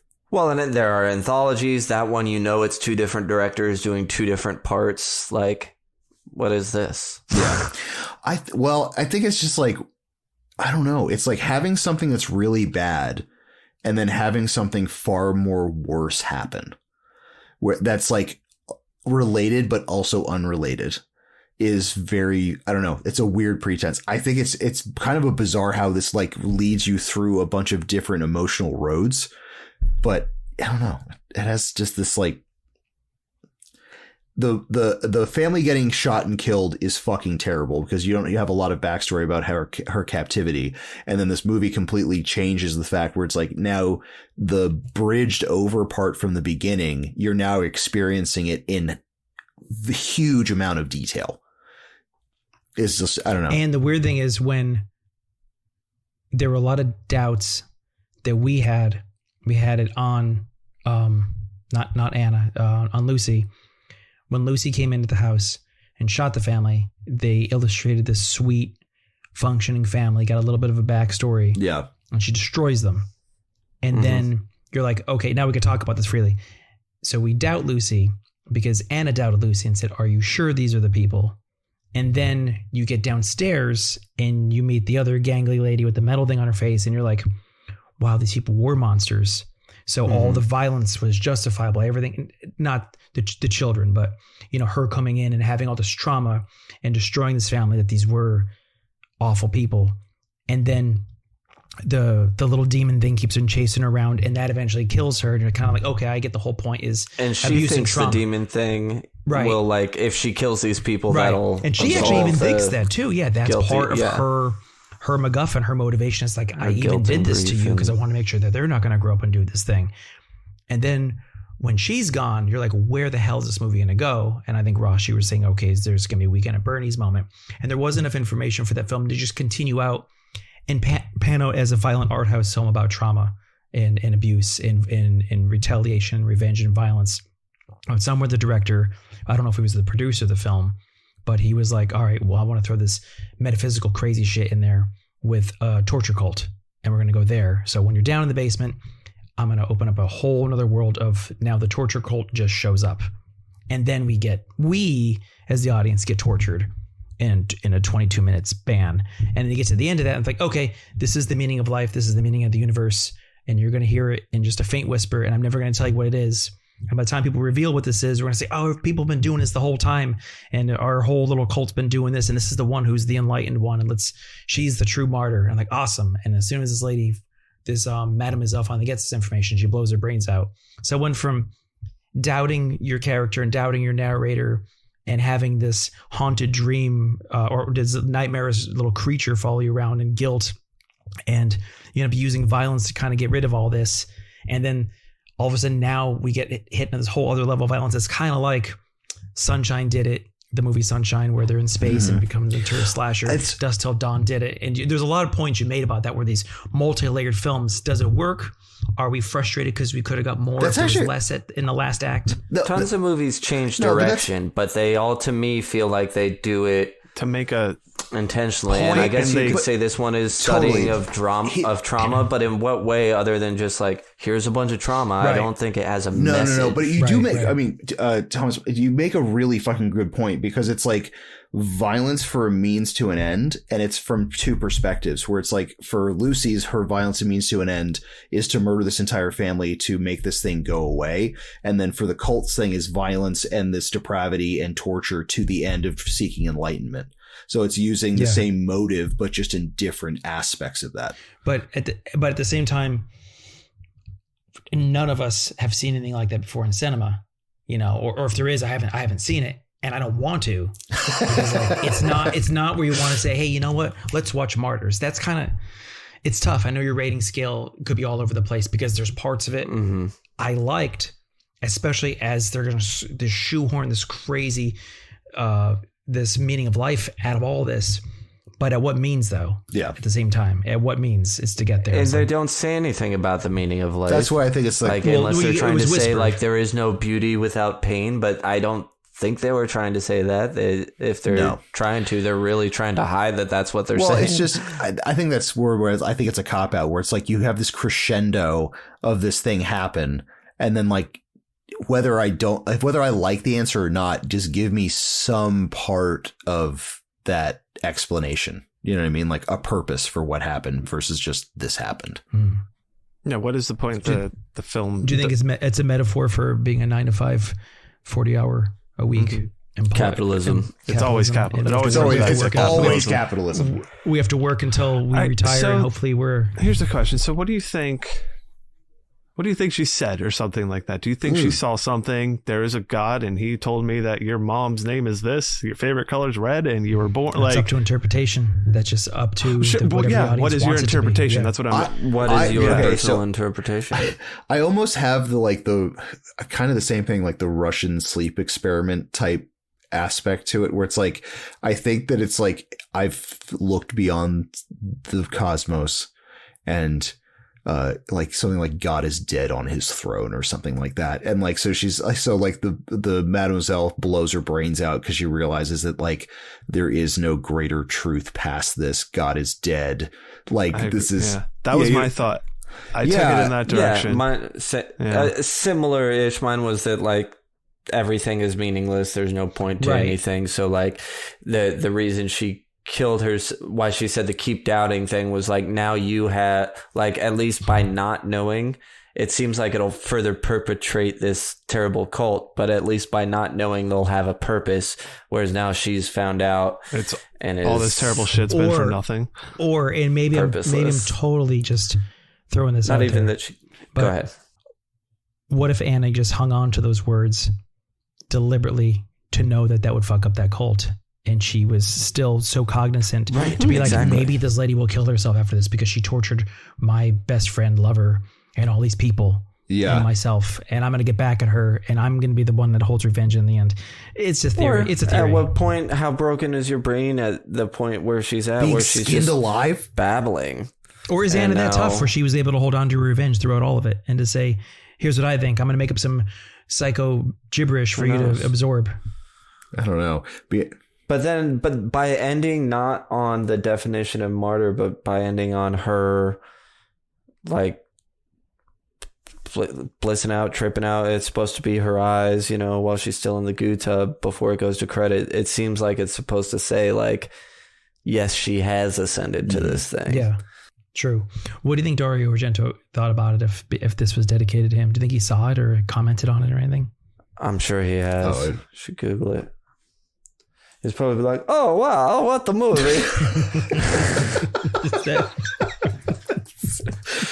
Nailed it.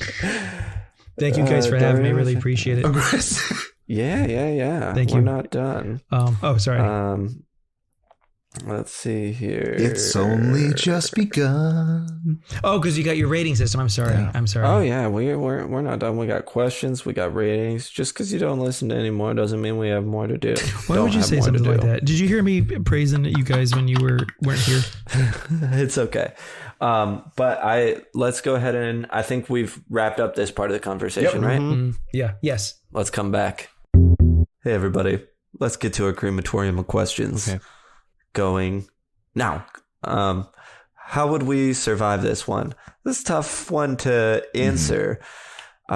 Presumably, I guess we're Anna in this situation, and we don't. Oh well, like I said, I'm gonna start using the chains, like those. Oh yeah, I would immediately. Doing that thing. Also, the things that her hands are in seem like there's just some knobs you can twist off to get it out. By that guy. That's all he does whenever he lets her out. So why couldn't she do that? Because she's for those of you who can't see what Brian with the Y is doing, he's making like Dr. Octopus kind of movements with his hands. And those chains would be to be able to just cracking that, just fight bad guys, like you see people do with ropes and like CrossFit, is that CrossFit or something? Yeah. That's something I've done personally. Yeah, I mean, I'm doing that already. I might as well do it with some chains, right? And then I'm wrapping that around someone's head and fucking popping stuff. I don't know what that leads to.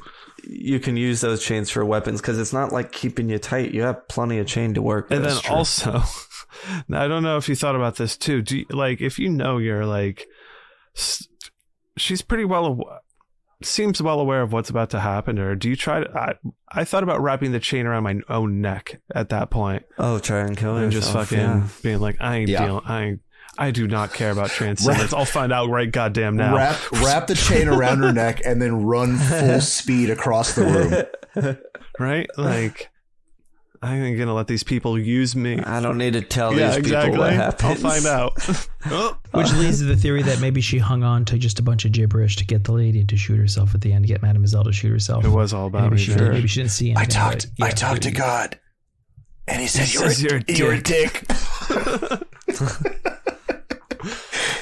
She said you were a dick. Oh, very nice. Okay, I think I know the answer to this one. Ross usually says yes to it. Should it be gooier? It could always be gooier. Yeah, I think. Do you think this movie should be gooier? I think if it was gooier, it'd make it a little. Can it be gooier? Funnier. Like if when the cuts happened, it did like the spraying blood. Oh yeah. So you're like make the gore more comedic, like Shogun Assassin style. Yeah, Tokyo Gore Police level of just like splurting blood. No, okay, no. In all actuality, this movie is just tip to the brim. It's fine. This does not really necessarily need to be a gooier. We found one. What movie does Ross think doesn't need more gore? Martyrs. Martyrs. That one, I think it's fine. Yeah, this is good. Villain level 1 through 10. Power level 1 through 5. Iconography 1 through 5. So the cult put them together, get your total. This is tough. It's cult a cult itself. I mean, torture cult. TC. Yeah, sure. Iconography. Honestly, iconography is a faceless cult. Like a wand. They don't wear cool robes or anything. Yeah, they're kind of like lamos. Yeah, and then power level maybe. I don't know, like a 2.5 or a 3. I mean, like they're just people. I'd say 3. You know they're just people, like, but they have a good amount of people. There's a lot of them working towards the same. Like there's a lot of money. Actually, that's a good point. It's a mob of people, so it's like also they're armed. Yeah. I still think about a 3.5 at most because 4 or 5, I think you gotta have supernatural-ish powers, and you're not hitting any of that with these people. Right? Sure. Yeah. So 4.5 out of 10. Yeah, seems fine. Yeah. For a torture cult, I think that's a fair shake. Which is funny because they're really hated. It's funny to give them so low considering how awful they are. That's know what true, I mean? Right? Compared to other villains we've seen. Maybe we need to figure out the awful meter. They're just a bunch of they're just a bunch like of the easy to god hard. awful They're just meter. a bunch of rich, mean humans. Possible Nazis. Yeah. So Possible Nazis. It's pretty bad. You already got me there. Just They're asking already questions. pretty bad. Do we need to make them Nazis too? I mean, will you hate them any more if they are? Sure. Again, I feel like that'd be a. You could always hate them more if they're That's Nazis. true. Does this movie deserve a sequel? And what's your sequel idea? No, that's my answer is Oh no. man. Yeah. I don't think it should have a sequel. Has I anybody agree. seen the No, But 2016 my one? sequel idea is that the I have remake. not seen the Neither have I. remake. No. I think it's My sequel PG-13. idea Okay. is Anna lives. Really, Nice. Okay. Anna lives, and she has seen this other side, so now she is like a cult leader in a way, or they've made her like the head preacher, the mademoiselle now of this cult, but they don't need to torture people anymore because she's seen it all. So now she's just got like a bunch of rich whites coming to visit her in her blue goo, and it's not a very exciting No, there's nothing- you entertaining can't do movie. anything- you can't do anything I with don't know that. what else to Right. do. Yeah, what do you do? There's okay. nothing happening there. I've got a sequel idea. How do we crack this one? I got it too. So I think that if this did have a sequel, I think it follows the cult and learning from their mistakes instead of having someone to listen just like audibly. They have like a bunch of like they film the entire thing. So it's almost a found footage film, like flick, where they're like they have this thing and you don't really see the. You It's like get the like a medical fast film montage from the beginning of the movie for Exactly. archiving. Yeah, for archiving for the cult, right? So it shows like failed experiments. So you get a nice little divvy dash of some stuff from the originals, right? But they have all of these cameras and microphones set up. And then we get whoever our Anna is for this one that actually transcends again.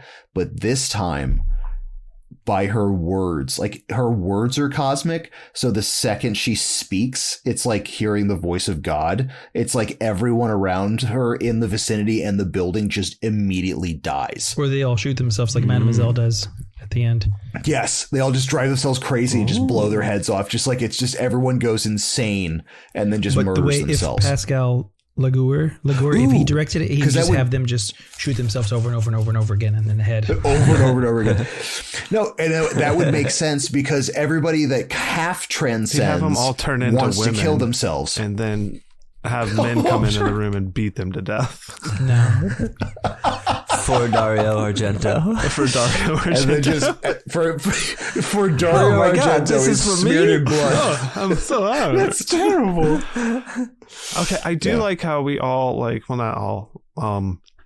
We went more towards the void aspect of everything is dead. There is no afterlife, as opposed to, I guess, Yes. just cosmic in its own aspect. But I think of the cosmic aspect of there is this afterlife of craziness. So, Chuddle the Pod, we're pro void. Pro We're a void. void I wanted I like a it. voidcast. I wanted as I'm We're the number one podcast in the void. Actually, go ahead. as I've become older, I think of those things a lot, especially late at night, especially when I'm writing.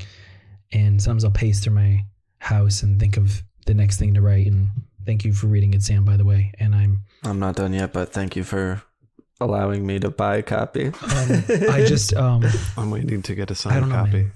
I just wonder about It is very good though. I if I hadn't been doing 3 podcasts in the past like 5 days and working a lot, I'd be done by now. it makes me think about, and I'm not just saying that because you're my friend. It's like it's a real book. It's not just my friend wrote this book. well, thank you. It's good. But anyway, I think about the void in the afterlife a lot, and I lost people close to me this year, and the dedications in the book. The gentleman. I know you told yes. I remember talking to you the about gentleman him. who I had spoken of, who was alive when I had done the evil within the house, stole my copy while he went for chemotherapy. 2 years later, he had passed. It was this year, so the foreword is dedicated to him. And I had said in the rules within this book, you and I will be standing on some sort of obsidian slab, marveling at the stars and looking at the cosmos. And I said, and the God that you believe in, if you believe in him so strongly, I hope that we can see each other again. It was something like that. I wrote it in one sentence because I was crying and I got really upset when I wrote it because he found out he passed. And I think about that a lot. So when we get to these movies to talk about these big things, is it good that we have these conversations even though we got the shit beat out of us watching them? I don't know. I think there's it can be had without more doing fun that. movies that can spur this conversation. I think there's better ones for it. Now, Absolutely. my sequel idea, though.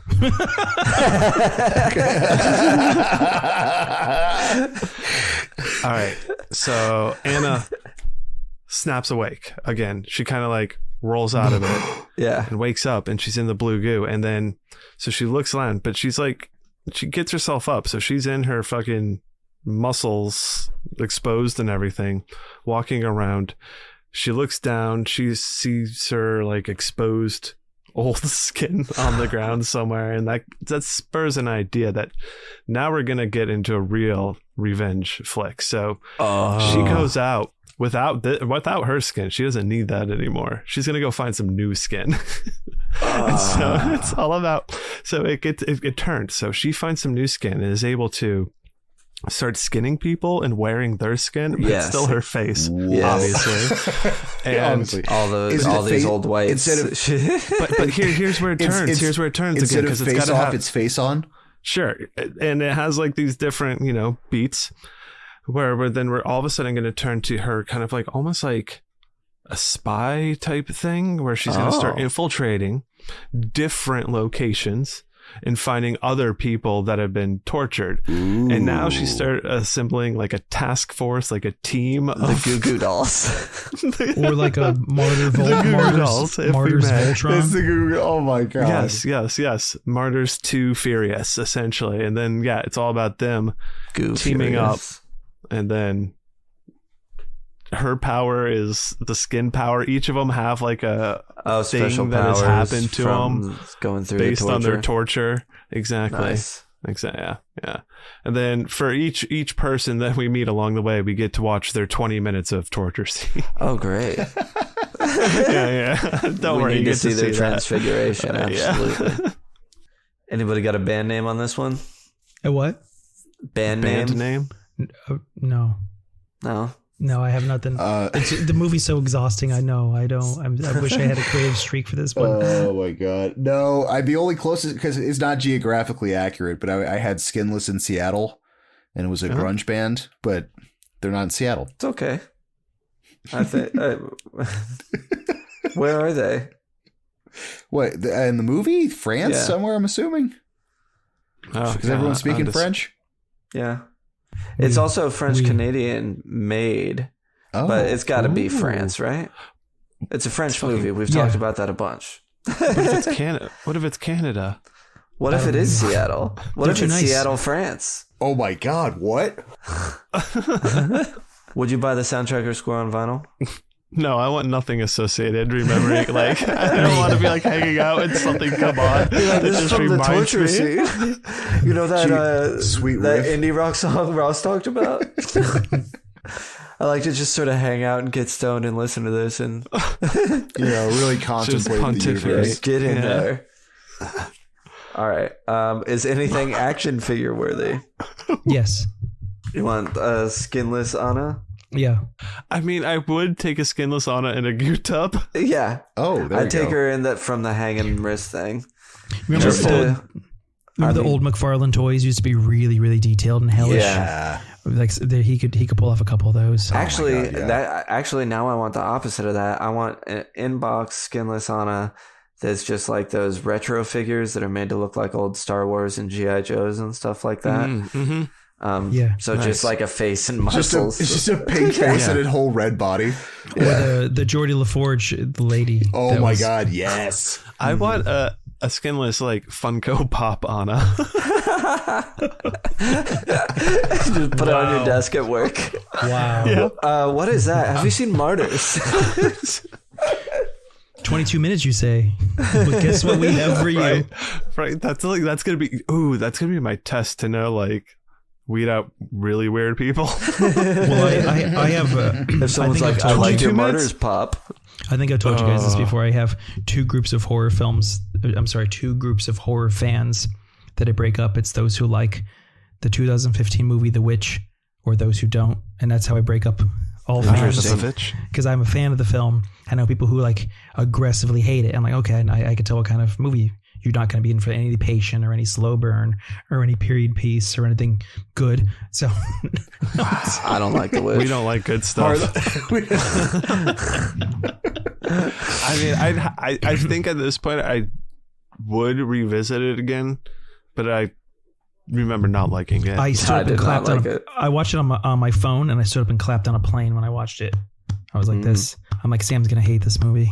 That's right. I had a high tension shirt on when I watched it. And I was simultaneously listening to the soundtrack to Martyrs. All right. Mercher prop? Yeah, is there a Mercher prop you want from this movie? Oh my god. The mask, You the want metal that mask, I meat guess. suit? Metal mask. Metal mask I is don't- cool. oh, The God, razor, I don't the know. razor blade. The razor blade would be good. No, the straight. I don't ever want to see one again. One of the there's not really- actually, the piss chair. the piss chair. Oh, I That's take the second one. movie I'm taking a piss chair from. The bucket. The bucket. I just want piss. the bucket. I'll take just one of need the. it for I'll my just take living one of the room. swimming medals. Oh, there you go. a mouse, a rubber mouse. The rubber mouse.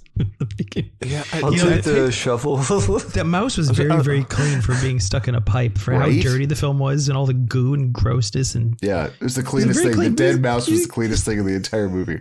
I'll take the house, Oh, but like I'll use the basement for like non-terrible purposes. Yeah, I could right. set up like a studio down there. Oh, like that's it'd be true. very soundproof. The Like podcast studio. podcast. hell yeah, man! Chuddle the Pod. We film in a fucking what used to be a torture vault. This is former torture vault for torture cult. Torture vault for my torture cult. Yeah. Do you guys, what would you guys do? This would be something I'm gonna throw to you guys as Yeah. a segment that you should use or something to talk about. Sure, we need. What would happen if the director heard this podcast, like us talking about it, like, or Good. any of your podcasts? You're like, oh, well, if we Friday the 13th Part 7, all the great stuff you guys do. Some of the directors are on here. Gotta be honest. Yeah. I'll- I didn't hear anything. if the said, director though. was on, No, I if you wouldn't heard- say if you heard much. It this, was kind if of you a heard jumble this. of. if they heard, I I would. really said it like I. If I made you still feel wanna know bad, what you sorry, said. but I gotta be honest. Yeah, Because I remember when we did the one where you guys got me with that, damn it, that alien thing. You got me so good. Oh, with the Oh yeah, that's a patron one now. We had the cat that was the creepy radio, file. and Yeah, Brian had the Area 51 caller calling Oh in. my to God. serve Yeah. Bell, and coast then to the reveal coast happened AM, on. I Patreon believed exclusive. it. I said I believed it, and then I was duped on the air live. Oh, it was so good.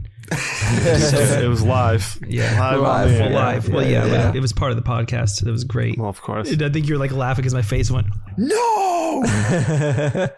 It was a fun one to take that journey. Does anybody have any ideas for the midnight show? What's the midnight show? What does that mean? Like if this was a midnight showing and people are doing stuff, Dressing along up with the and showing movie. up to play it. Yeah. You Nobody's could gonna throw show a rat up. at it. You could. You could like, you know, one of those skins, those like bodysuits that look like muscles. You could go wearing that'd be that. a good one. You could wear it under your just your clothes face and then is you take it off. exposed, so it yeah, works. sure. Yeah. I was gonna say, Perfectly fine. you know, like in the 50s, they had like smell-o-vision and like this shocking the seats and stuff like that. Is that for the midnight showing, right before the torture happens, all of the seats just turn the opposite direction from the screen for 22 exact minutes, and then they just turn back to the screen afterwards. That would work. That would definitely work. Did you guys feel traumatized after that? No, I've seen worse. It's just I don't know. I didn't enjoy it, but from the way people talked about it, it's weird to say I almost expected it to be worse because we spent a long time talking about how difficult it is, but I did kind of almost expect it to be worse. And it is hard. It's not an easy watch, but no, because I watched it yesterday and today to prepare for this, and it wasn't like, oh fuck, I gotta watch this again for my second time. That being said, don't plan to watch it again for a while. I watched the torture part at like 1.5 speed. Yeah, I did a couple 10 seconds. I'm like, all right, and so this is a fun one. Oh God, what would happen to Pearl from X? Can you imagine if she that guy just wouldn't have been able to beat her like that? She would die. She would have died immediately. If so, Pearl from X. We always do like what would the villain do to Pearl from X? She's great. I love Pearl from X. Old Lady Pearl. I bet you do. You seem like you love Pearl from X. That guy would come down because it's not a young woman. But she would have been attending she would have been like. I thought you were talking about Pearl from Pearl, like when she was younger. No, when she's older. Old Pearl, geriatric Pearl. Like I would say, breaks all her bones from firing a shotgun. This guy would go down the stairs and do the first punch, hit her in the head, and she would immediately die. Yeah. And then he would be fired from his cult position and have to do clerical stuff for the rest of his cult career. But yeah, I think like Sam said, she'd be part of like the Nazis that show up at the end, but then I don't know how she's dying. Yeah, because does she hears the truth and then she blows her own brains out. Yeah, doesn't even need to. The shock. Speaking of shock, it's time to pull out our finger guillotines. Because guillotines are French. That's the best I could do. And rate this movie. That's the best I could do. On this show, we like to use a rating scale of 0 to 5 severed fingers. Each finger is represented by a particular quality about the movie. You can chop off half a finger or no fingers. These ratings are intended to be subjective on how we feel about the movie. Doesn't matter if the movie's objectively good or bad. Michael, would you like to start with the guest or not start? I'll start. The guest? I'm going to go 3 out of 5. 3 out of 5. Yeah. Now, before you say anything more, can I ask you to use the scale and see if it matches 3 out of 5? I've heard you guys do this maybe 25 to 30 times. Refresh me. Engaging. Absolutely. 100%. Full finger. So that's a full finger? Yeah. Sticky. Yes. How memorable is it?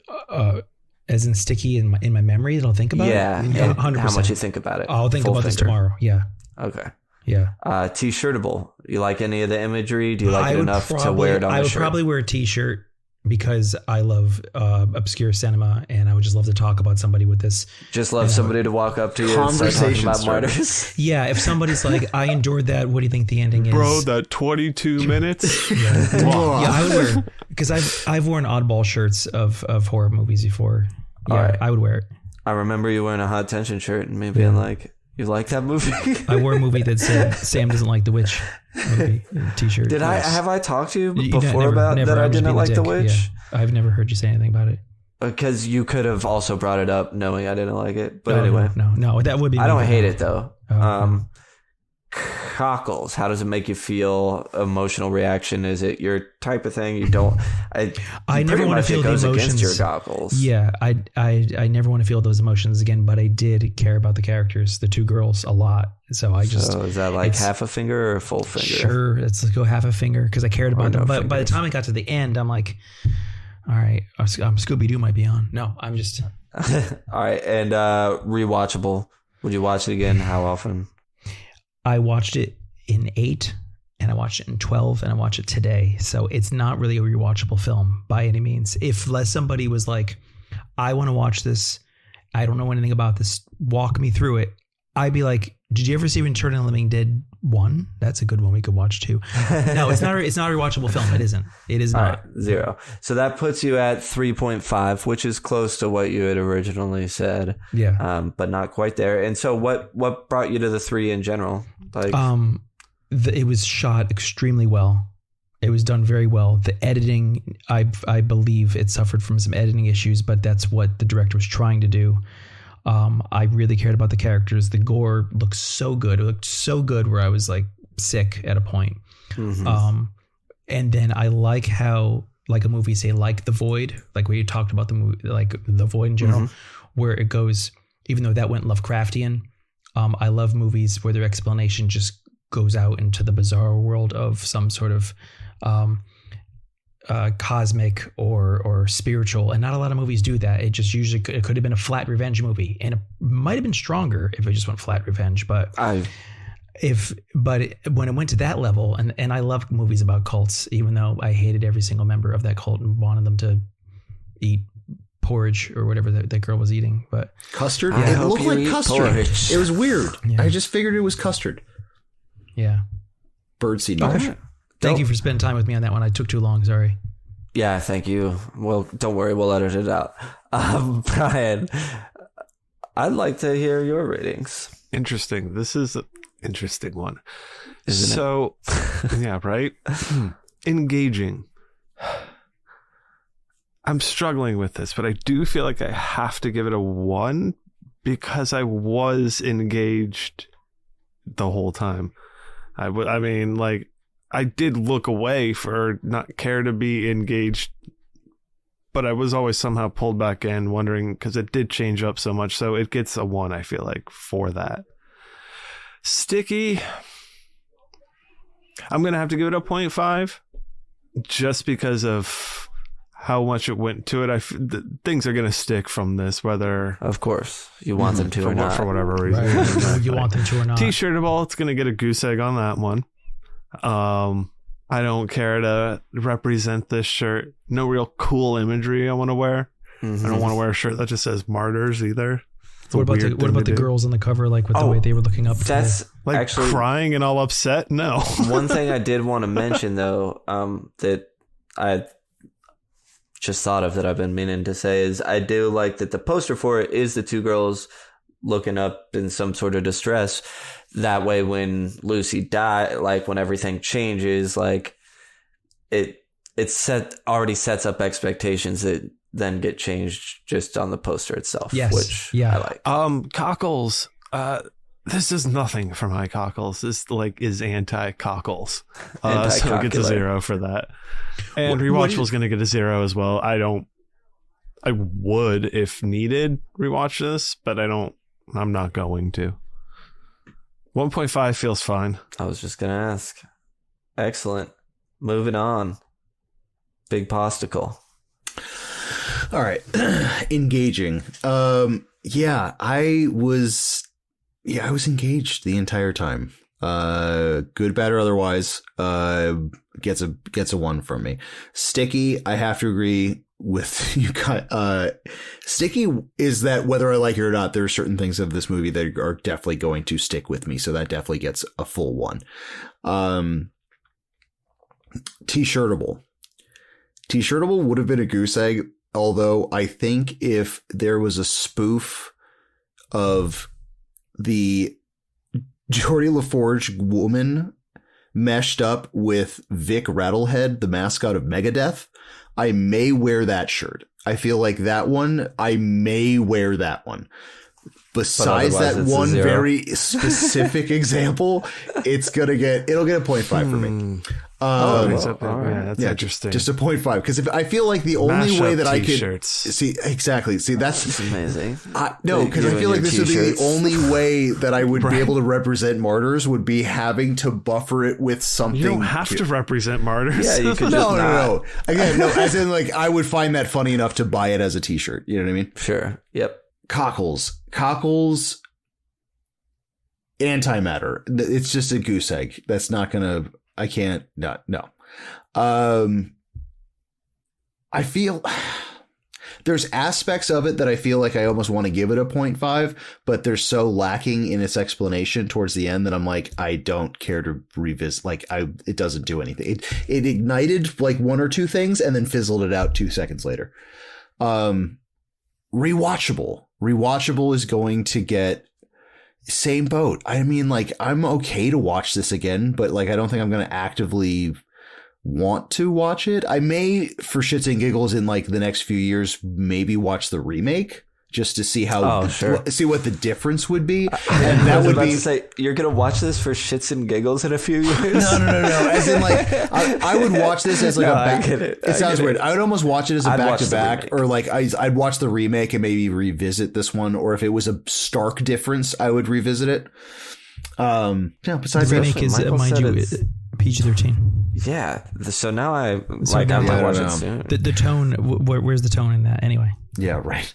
Yeah, so I think that's gonna, what is it, 2.5? 2.5, yeah. How's that feel? I think I'm okay with it. I feel like it should be more. I feel like it kind of deserves a 3 for the cosmic stuff, but I don't really necessarily want to bump a 0.5 on any of the goose eggs I gave it. You know what I mean? Cosmic cop out. Just because something's cosmic doesn't mean it's good.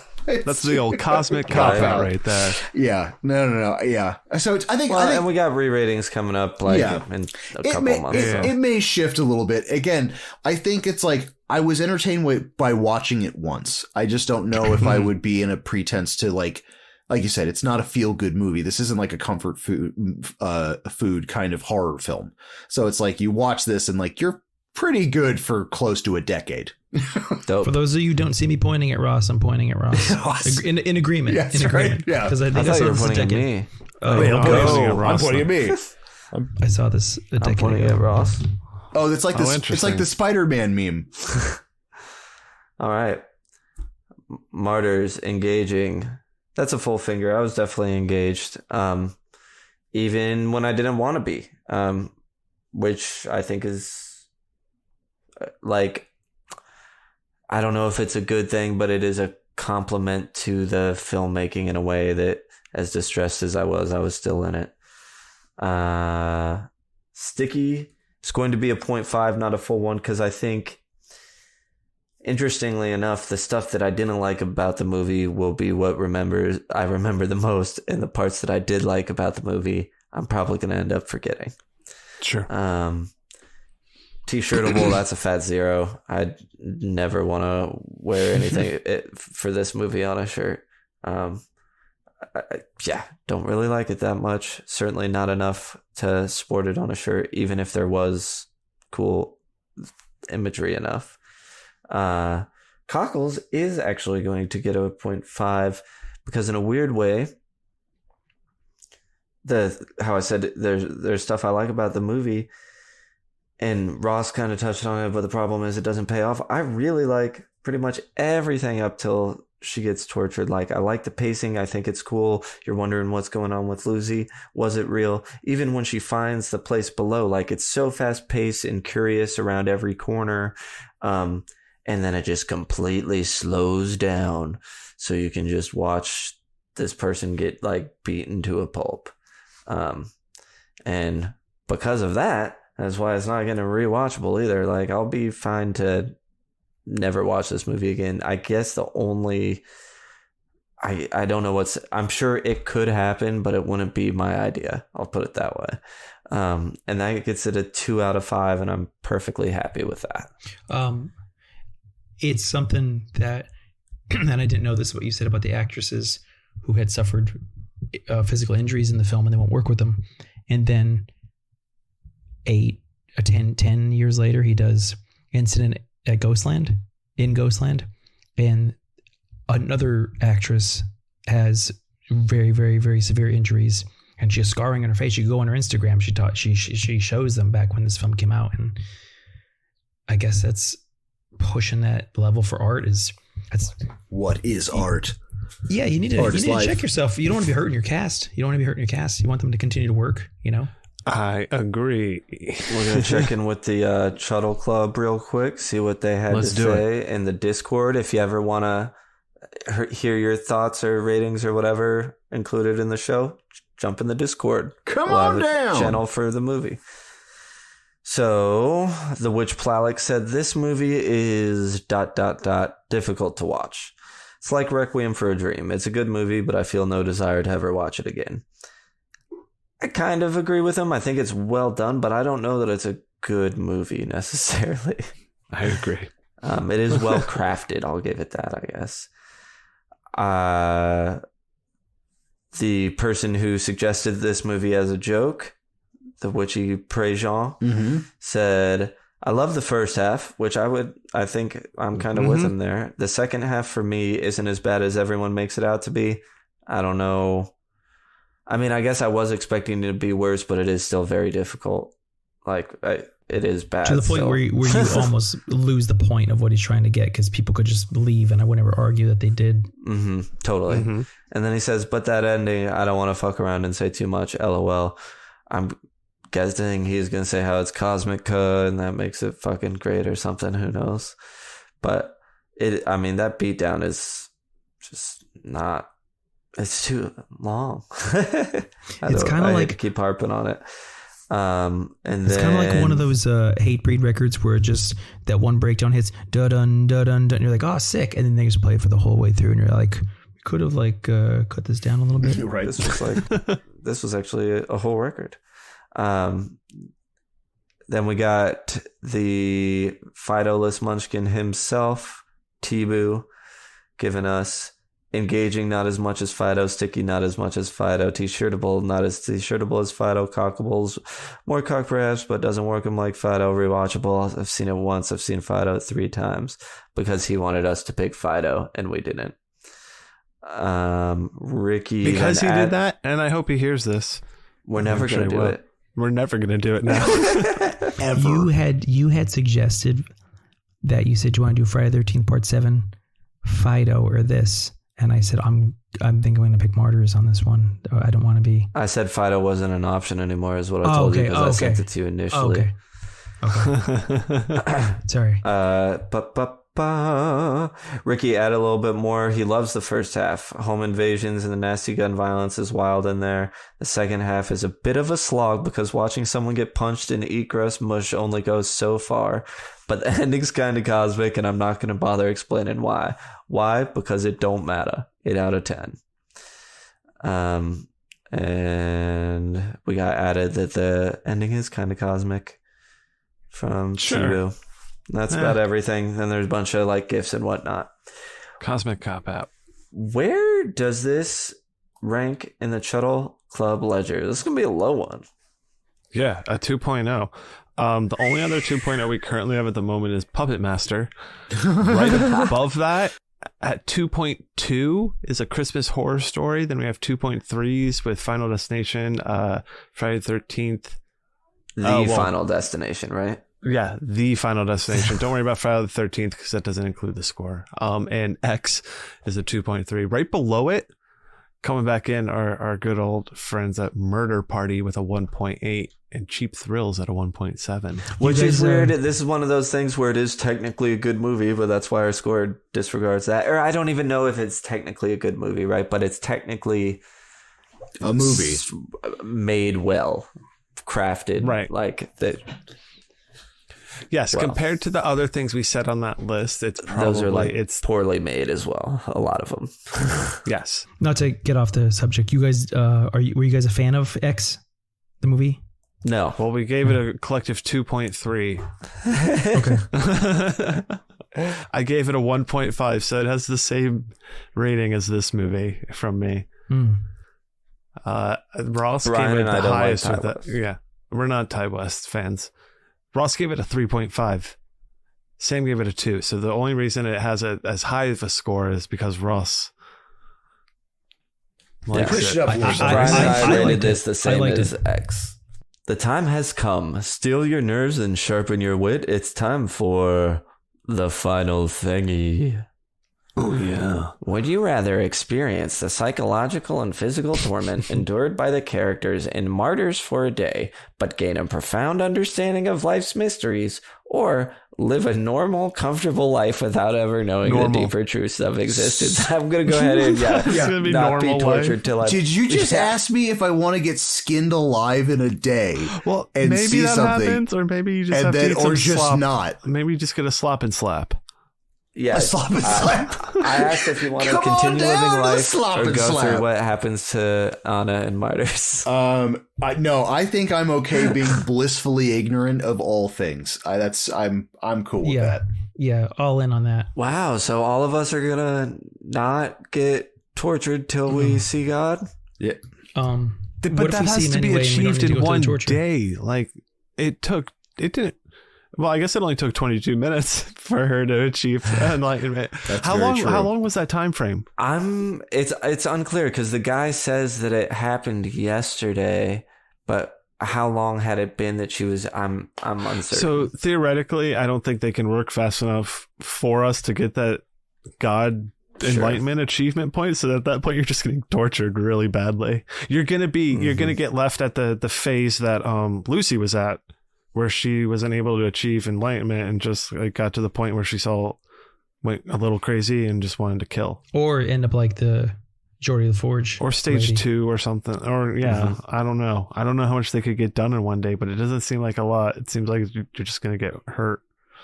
It's gonna be hurty. A steel trap, so I just be in physical pain and then be like, well, I just go in there and just immediately roll my eyes up. It says you'll achieve it though. It says you will gain it if you do it for a day. That's part of it. Oh, that's right.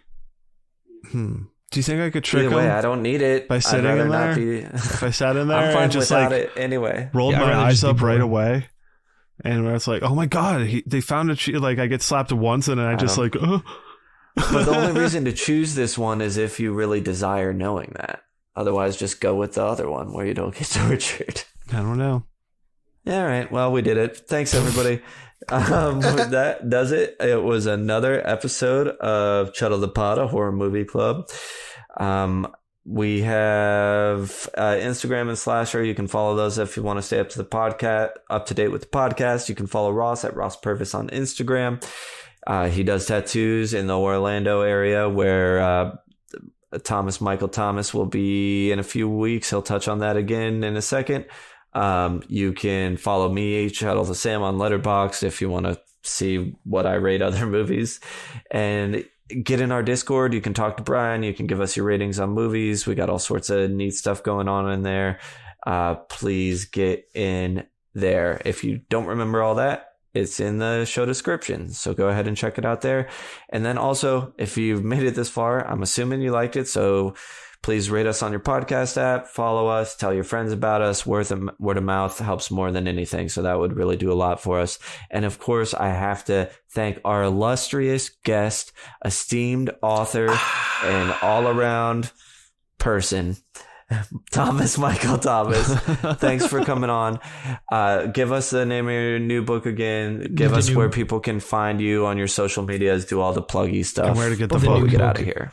The new book is called A Thin Veil of the Cosmos. It is a book about a young lady who does not fit in to her world, her small world, and she stumbles upon a rare occult book and begins to channel and speak to intelligent life out there in the universe. And she gets abducted by aliens, and she comes back and deals with a UFO cult and a tinfoil hat man, and FBI detectives are after her, all while she's trying to graduate high school. There's a lot of my own self in there with crazy religious parents, and a lot of occult savvy influence. And I had an absolute blast writing it, and it exhausted me. And I'm going to be doing a signing at Spooky Empire, October 27th to the 29th in Orlando.